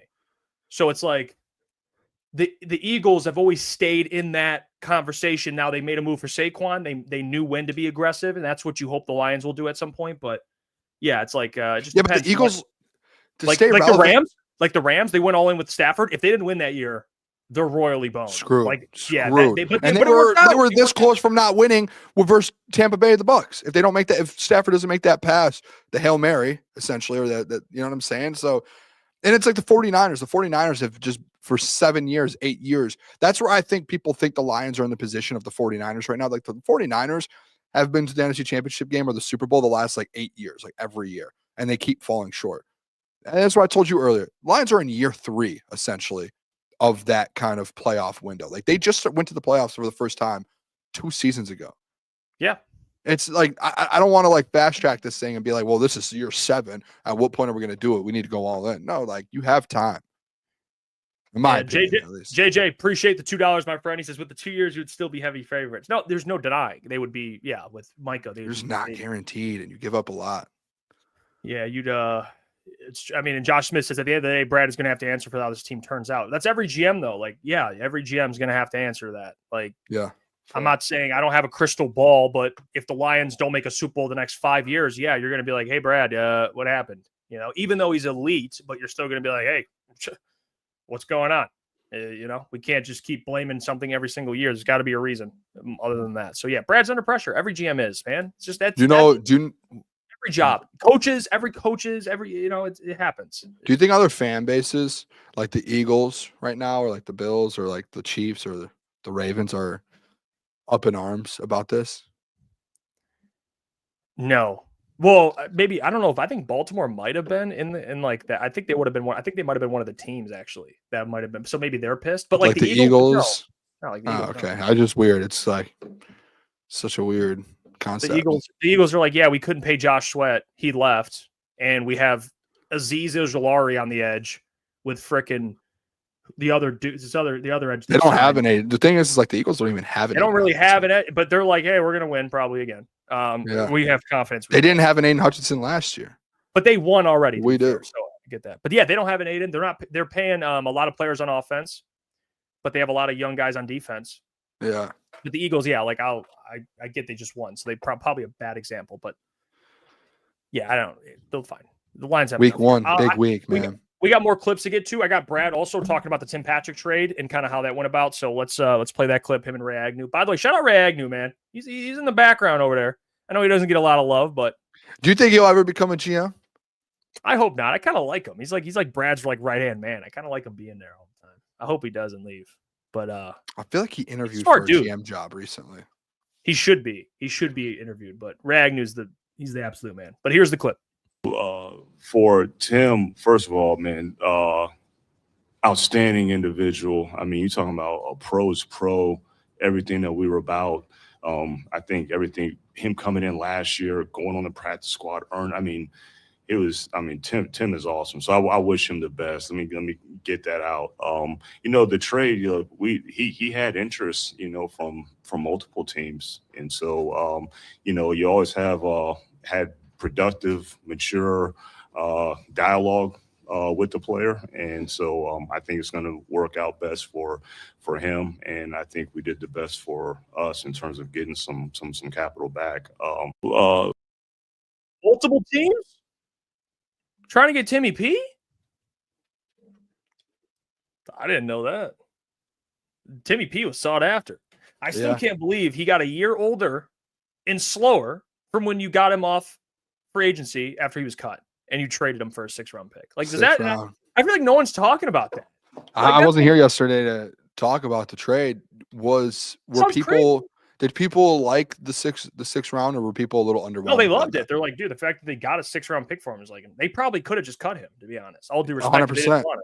Yeah, he didn't look good in 6th round. I think that's good. Just getting added some assets, but it is crazy that how many times me and you have the conversation, like asking each other, when do we think that Isaac Tesla was going to be ready to go and kind of step into that role? Week 1. And you know what I don't like, and again, I wasn't here yesterday to be able to kind of give my side on the Tim Patrick thing. The one thing I don't like, the fact that they did trade Tim Patrick, is they just did not get Isaac Tesla any first team reps in training camp.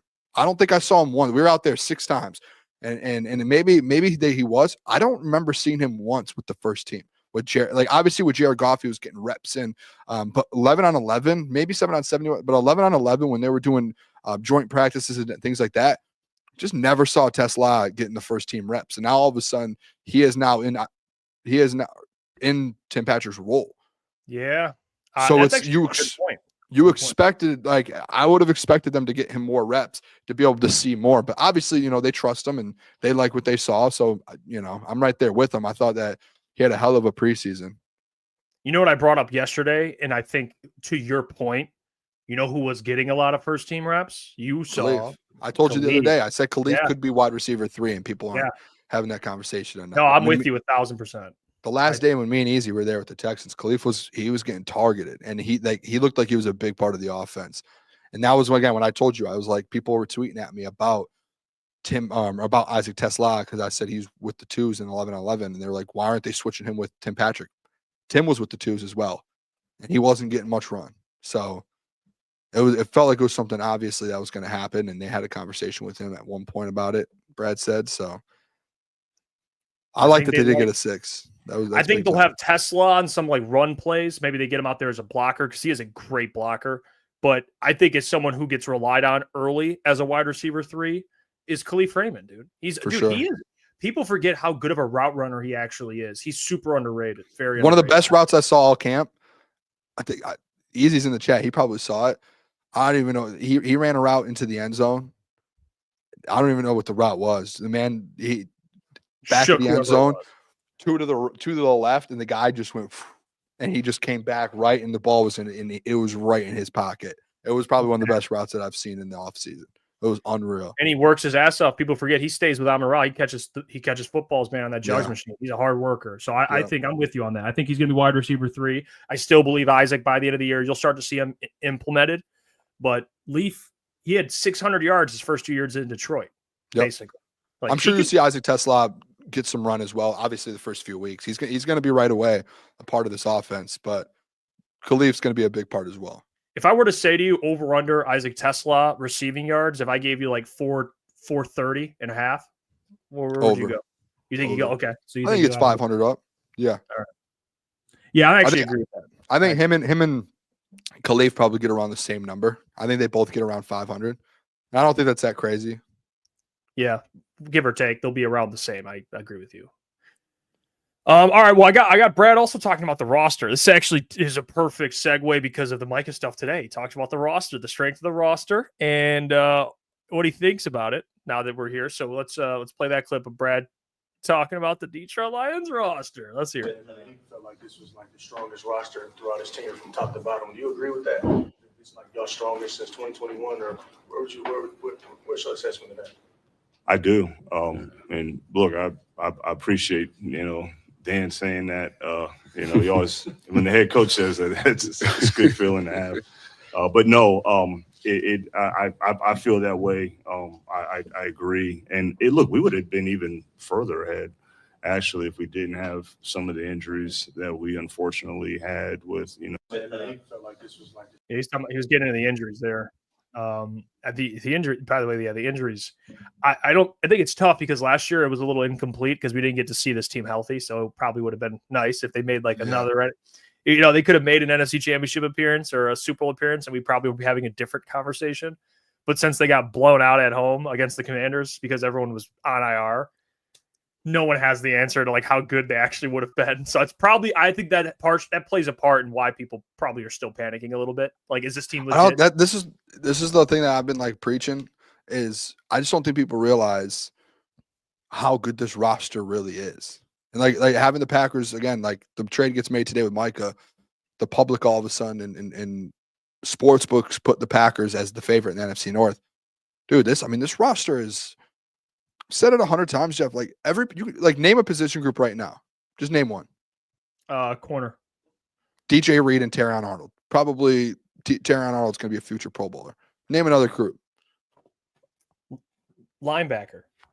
Alex Anzalone, Jack Campbell, probably a Pro Bowler this year. Name another position group. Like Want to go to that safety room? Huh? You want to go safety. to that safety You, I mean, you have 2 All-Pro safeties. Like I could just, and like you can go every single room in that building, and you have either an already All-Pro or Pro Bowler, or you have a guy that I can guarantee you within the next year or 2 is going to be a Pro Bowler or an All-Pro player. And it's every room. There's not a room that you have in that building. And listen, you can go to a lot of different NFL franchises right now. There might not be another franchise that has that.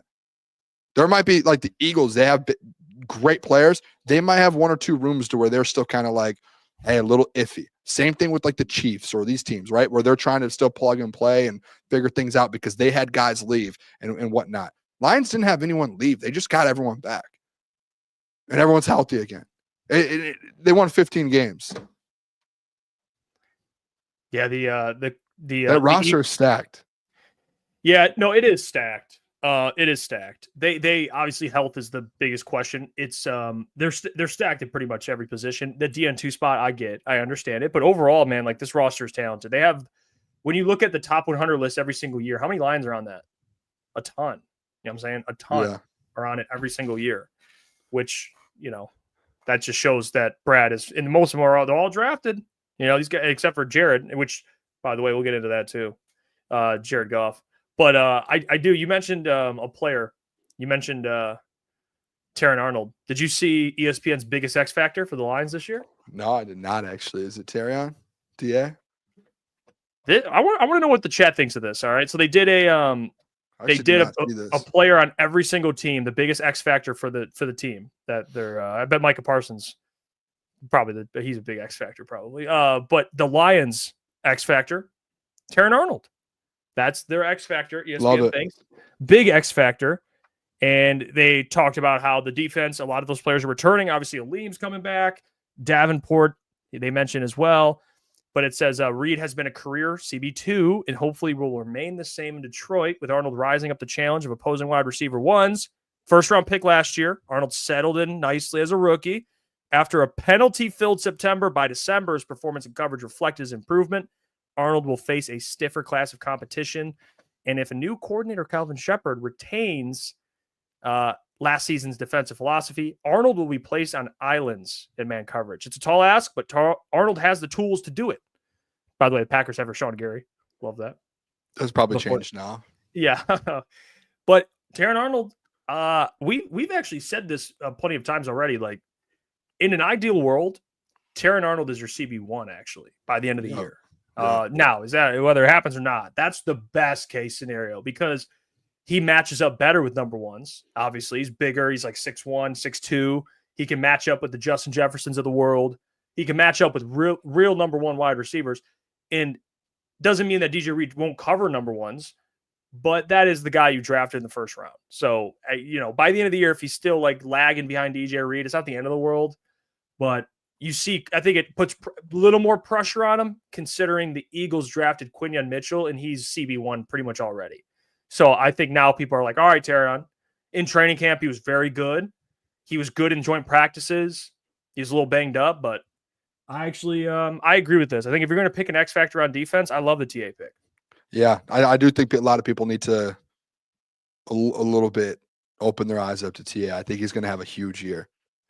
We've talked about it when it's like comes to TA, just the game needed to slow down for him. Feels like it is. And it felt like the times at practice, like the joint practices where he did play, you could tell like he's making plays.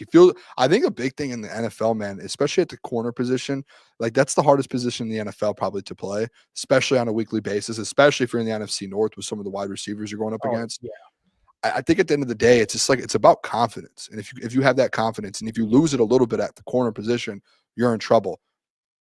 Seems like TA is just starting to like gain more and more of it every single year. Like this offseason, his confidence has gone from here to here. And then not even just that, like that's the X factor, Jeff. Brad Holmes today, when asked what players made the biggest jumps this offseason, TA was the first guy, I believe he said, or one of the guys that he said. So it's like it's showing that like, hey, this isn't a fluke to where people are sitting here. I said, if you would like, I think he said like Jack Campbell, TA, JMO, there was another player. Oh, Christian Mahogany, like, if you would tell me, hey, Booner, what players do you want to see the biggest jump out of this offseason? I probably would have named those exact players.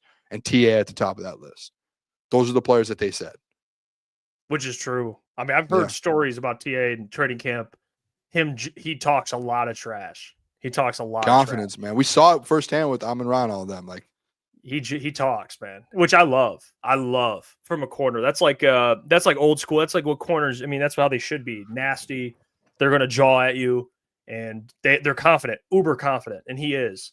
And I think he has the skill set. The thing I think the biggest jump for TA has to be, and this is what I'm going to be watching the most for him, obviously the penalties, but I want to see TA take the ball away. That's what you was sold in college. Is last year he played safety and then transitioned to corner, and he's a ball hawk. That's what he was at Alabama.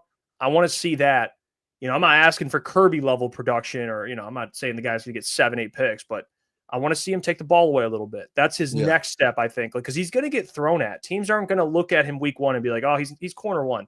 They're going to be like, nah, he's got to show me. You know what I'm saying? This guy's got to show me that he's quarterback 1. And, you know, I want to see him, because you look at guys that don't have a lot of takeaways. Like, for example, I always go to Sauce Gardner. Sauce Gardner doesn't have a lot of takeaways because they don't throw the ball at him that much. They don't go at Sauce like that. They went at Taron Arnold a lot last year, and they picked on him a little bit, and he got better as the season went on, but they're still going to go at him early. Maybe by the end of the year, they're going to learn about him and be like, hey, let's avoid this guy. Not that they're going to want to. First 6 weeks are probably big for him. Yeah, like week 1, you're the Packers. Who are you throwing at? DJ Reed or Taron Arnold? A second-year player who's still developing. Yeah. You're probably going at TA. You're going at TA. If he sets the tone early, then you're. It's who are you throwing at that point? Yeah, which, you know, I see King Horse, he has to turn his head around, and then the stream's only, I'd rather him just shut down. You can still shut down and get takeaways. Jalen Ramsey, that dude, he shuts down and he gets takeaways. You know, I was watching highlights of the other day. It was Derek Stingley Jr. And he I think every year he's had like 4 or 5 interceptions. I could be wrong, but he shuts down and he goes up and he gets the rock, dude. He does. Yeah, and he makes plays. There's guys like I mentioned Sauce. Like Sauce, he doesn't have maybe the level of taking the ball away than those guys, but he still does his job. Like Derek Stingley still does his job. He finds a way to get takeaways. Yeah. Whatever it is, you'll see it in film. We'll get to watch TA. Like if he's shutting down receivers and he doesn't have a lot of he doesn't have really any takeaways, but you know he's playing good. He's playing great defense. Then you're like, okay, I can live with that. But I know they're going to throw at him, dude. You know, they're going to test him a little bit. So that's why people harp so much on the pass rush, because it's like, you know, help them out, help these guys out a little bit. But Aiden's back, so I don't think they'll have an issue with that. So, dude, Amon-Ra is like, you don't need great corners if you have a pass rush. It's a guy on your team saying that. Yeah, just continue to ignore it. Aiden will definitely assist. You just got to see what Davenport does to help out that. Which, if he's healthy, I think he'll be fine. It's just being healthy. Shout out Irv. He says, "What's up, fellas? I've been a Lions fan for 30 years. If they don't win a Super Bowl this year due to a pass rush and D-line, they will lose fans and faith in Brad." Wow. I'm telling you, this D-line room, man, this edge room, I don't know I can't explain what I'm thinking with Brad Holmes. I know our job is to put things into words. I just can't wrap my head around the fact that just for 3 years, like, Brad has addressed every other position on this football team, even like kicker. He just has not addressed the edge, the opposite edge. He just like loves the guys. He just keeps them in there. I don't know what it is. He's letting guys walk on different position rooms. He just won't do it for the edge room.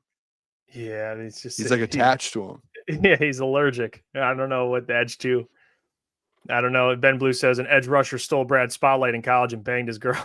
All right, come on.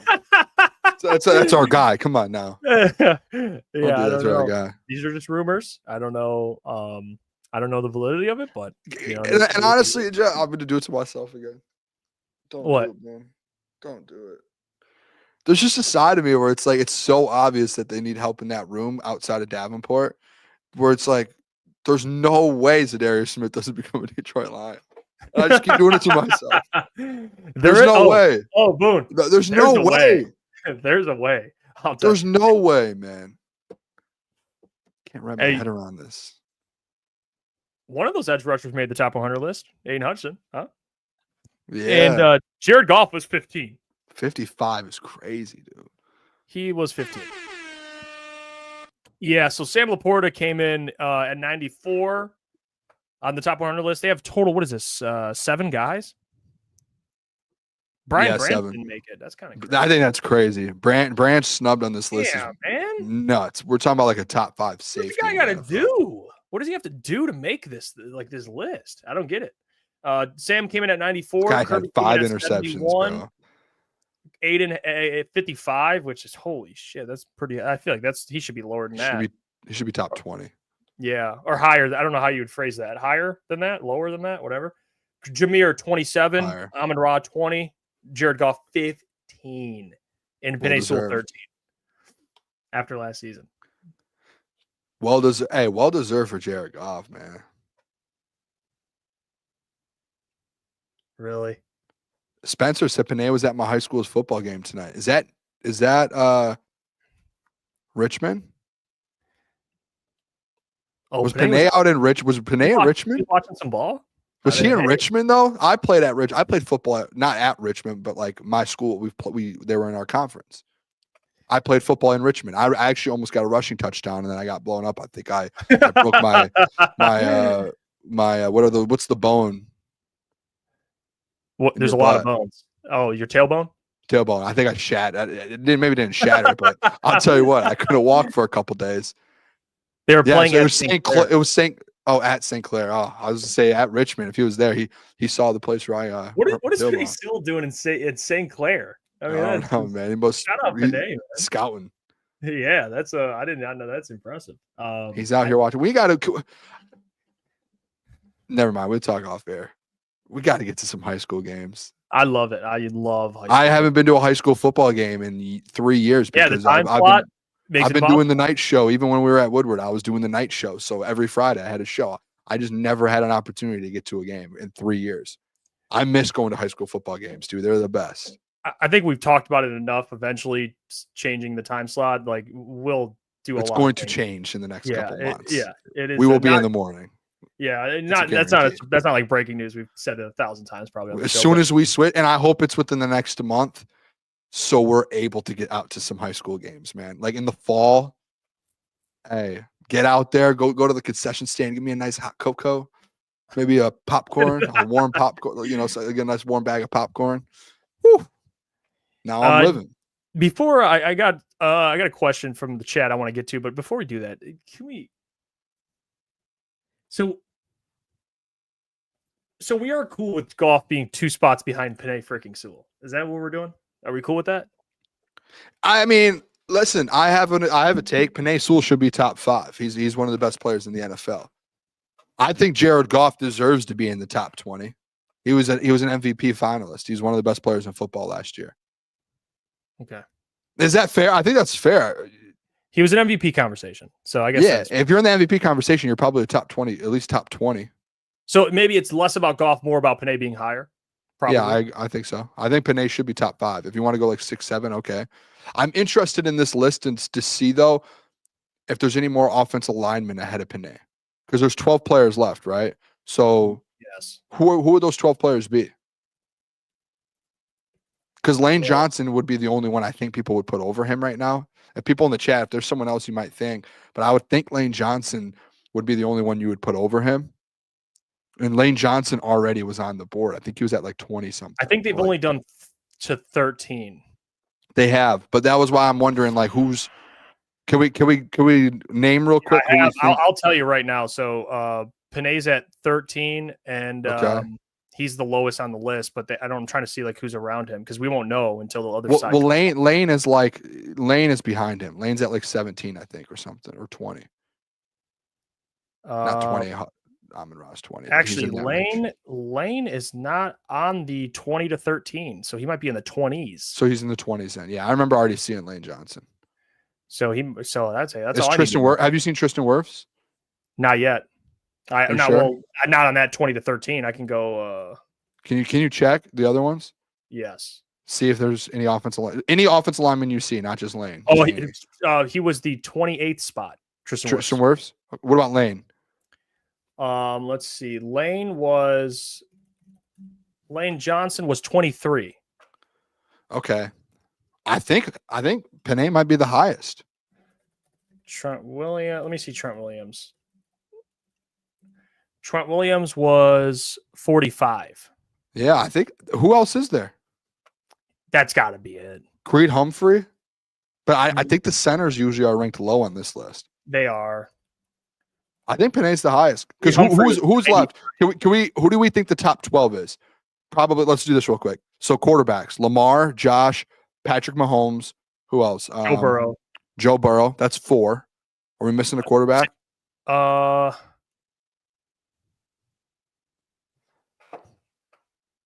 Yeah, I think that probably would be it. So, and then running backs, Saquon. Is Derrick Henry on the list, or has Derrick Henry made the list yet? So. Derrick Henry would probably be up there too. So let's say Derrick Henry, that's 6. Jamar Chase, Justin Jefferson, I would guess. Is there another wide receiver that would be on there? Actually, edge rusher, edge. Yeah, like TJ Watt.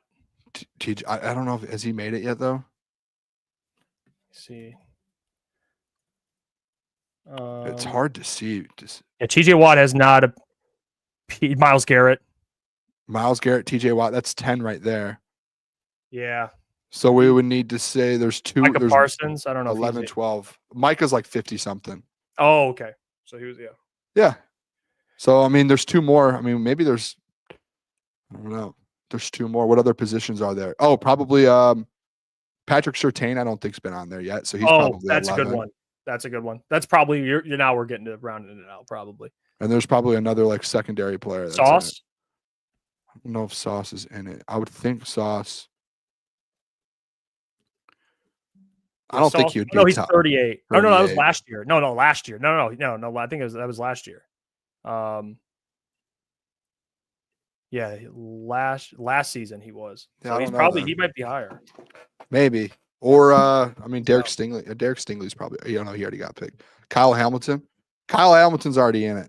He was on it already. I So think. you probably got that spot on, to be honest. Yeah. So Panay's probably hey, before we get to mailbag, because drop your questions, mailbag. We'll answer any questions, comments, concerns about the roster, Micah Parsons, whatever the hell you guys want to talk about. Drop those. We'll answer them. I already saved a couple, so don't worry if I saw. And but before that, I got to tell you about our friends over at Comer and Cross. So allow me to do that because they are the big move. They are the Micah Parsons of concrete floor coatings and one-day installation, which they can take care of you and take care of your home, and not just your home, but more specifically, your patio, your pool deck, your basement, even your driveway, and they move the stuff out for you. Yeah, they take care of that as well.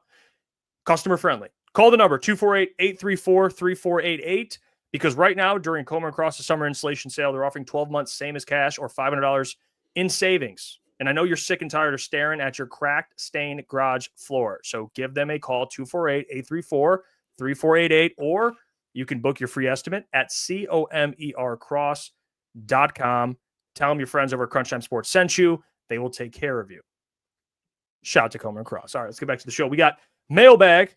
All right, so drop your mailbag questions here. I already got a couple coming in that I want to save. Make sure we get to this. Let me see here. All right, we'll start us off. First one, I already saw that Florida Hits asked it. Boone Jeff, I got a question. Why doesn't all Detroit fans want Brad to make a push by adding pieces this year? Our team will look different next year. We could have gotten Judon, had Z, and just push it.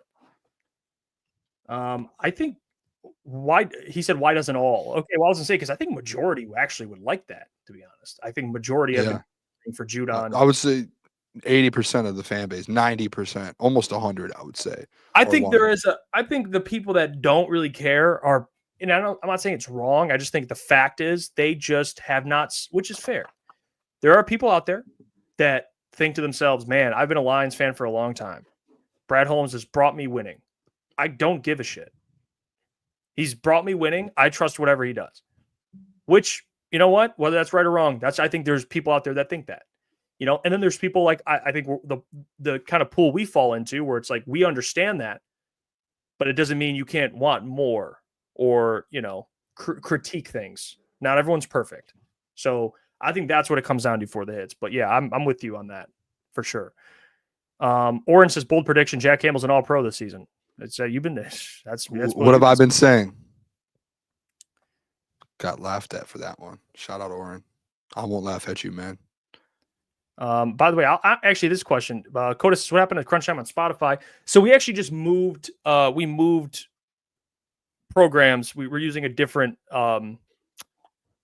company that gets our audio out. I will look into that because it should be on Spotify, but I will look into that, Coda, for you.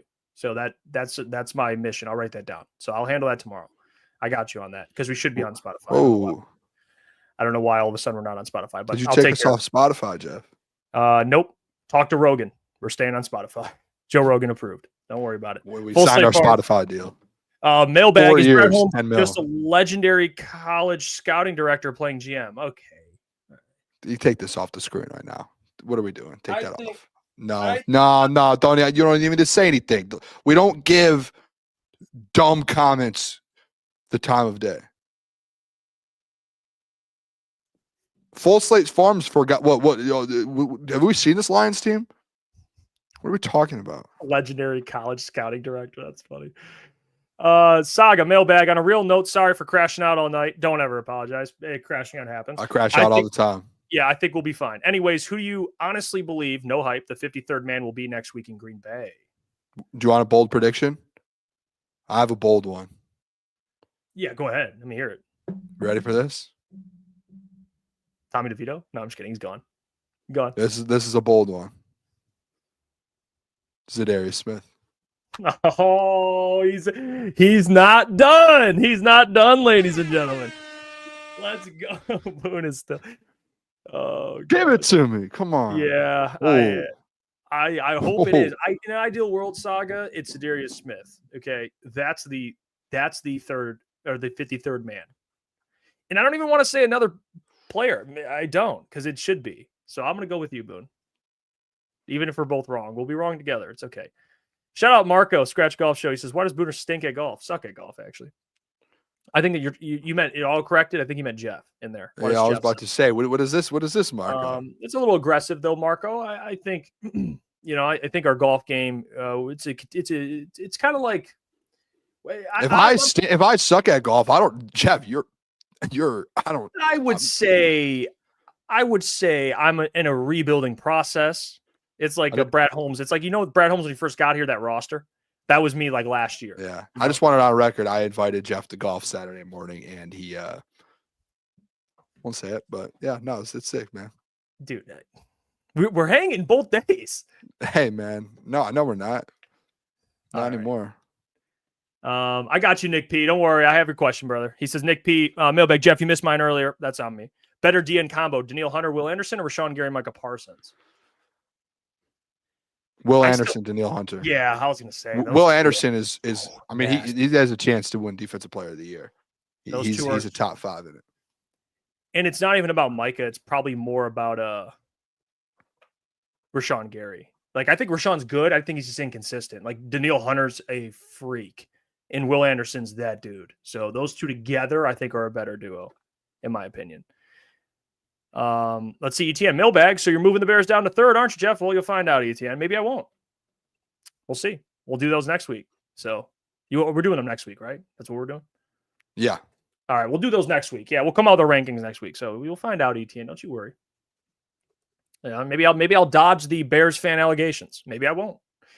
Steve O'Baby, Mailbag. Do you guys think that the division is now going to be a lot tougher this year now that Micah Parsons is with the Packers? I see the Lions, Packers, and Minnesota are going to be tough teams. Absolutely, Steve O.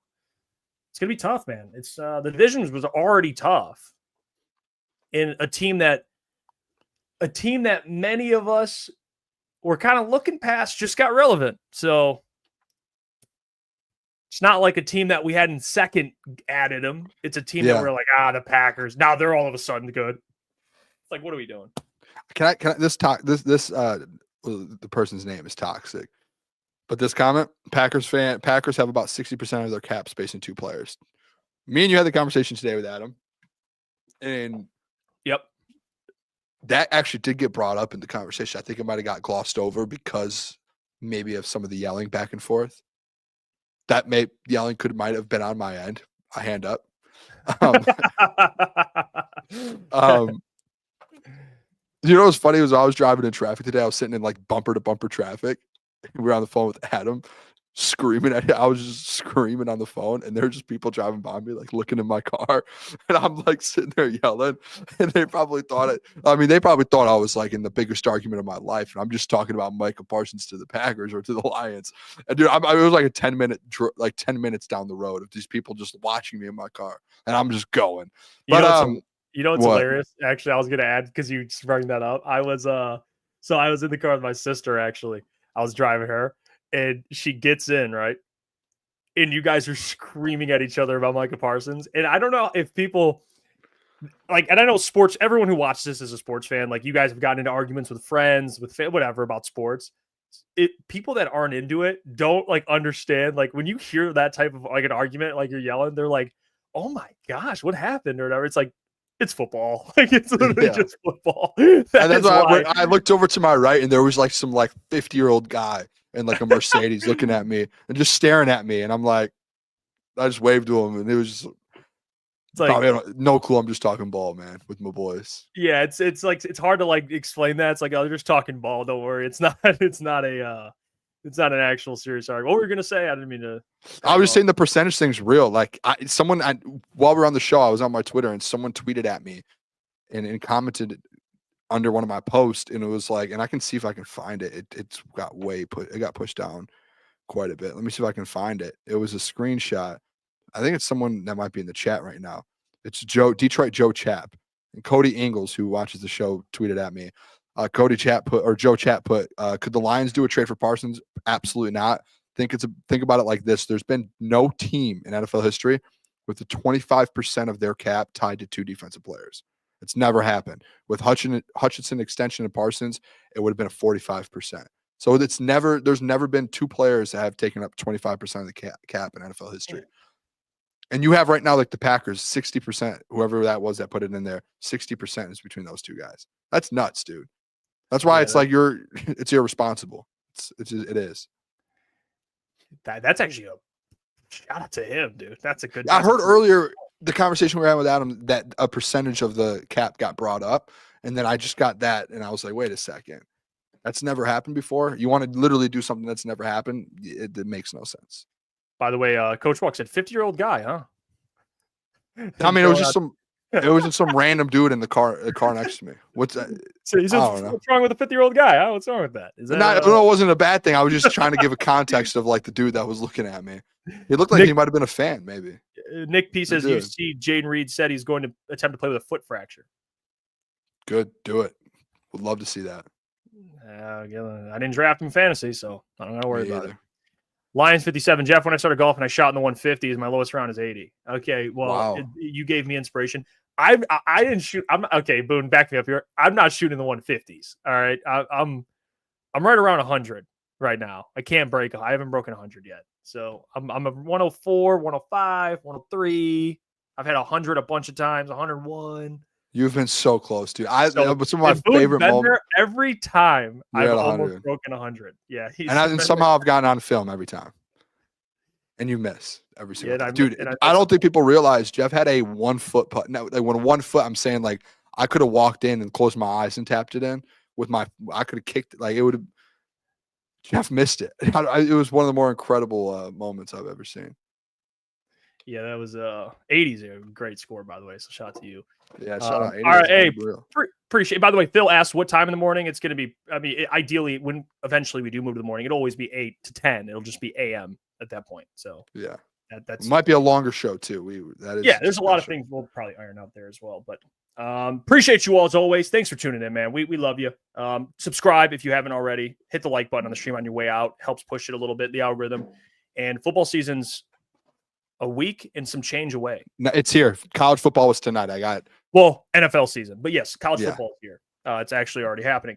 Now, we have some things in the works. So pay attention, stay alert, turn on notification bell. Crunch time. We're making some moves, man. All right, we are. It's a good time. If you haven't subscribed yet, it's a good time to subscribe. All right. We might have an announcement next week too. So let's do it. All right. Much love to you all. We'll see you tomorrow. Friday show. Be there. Until then. Love you guys. Peace. Peace.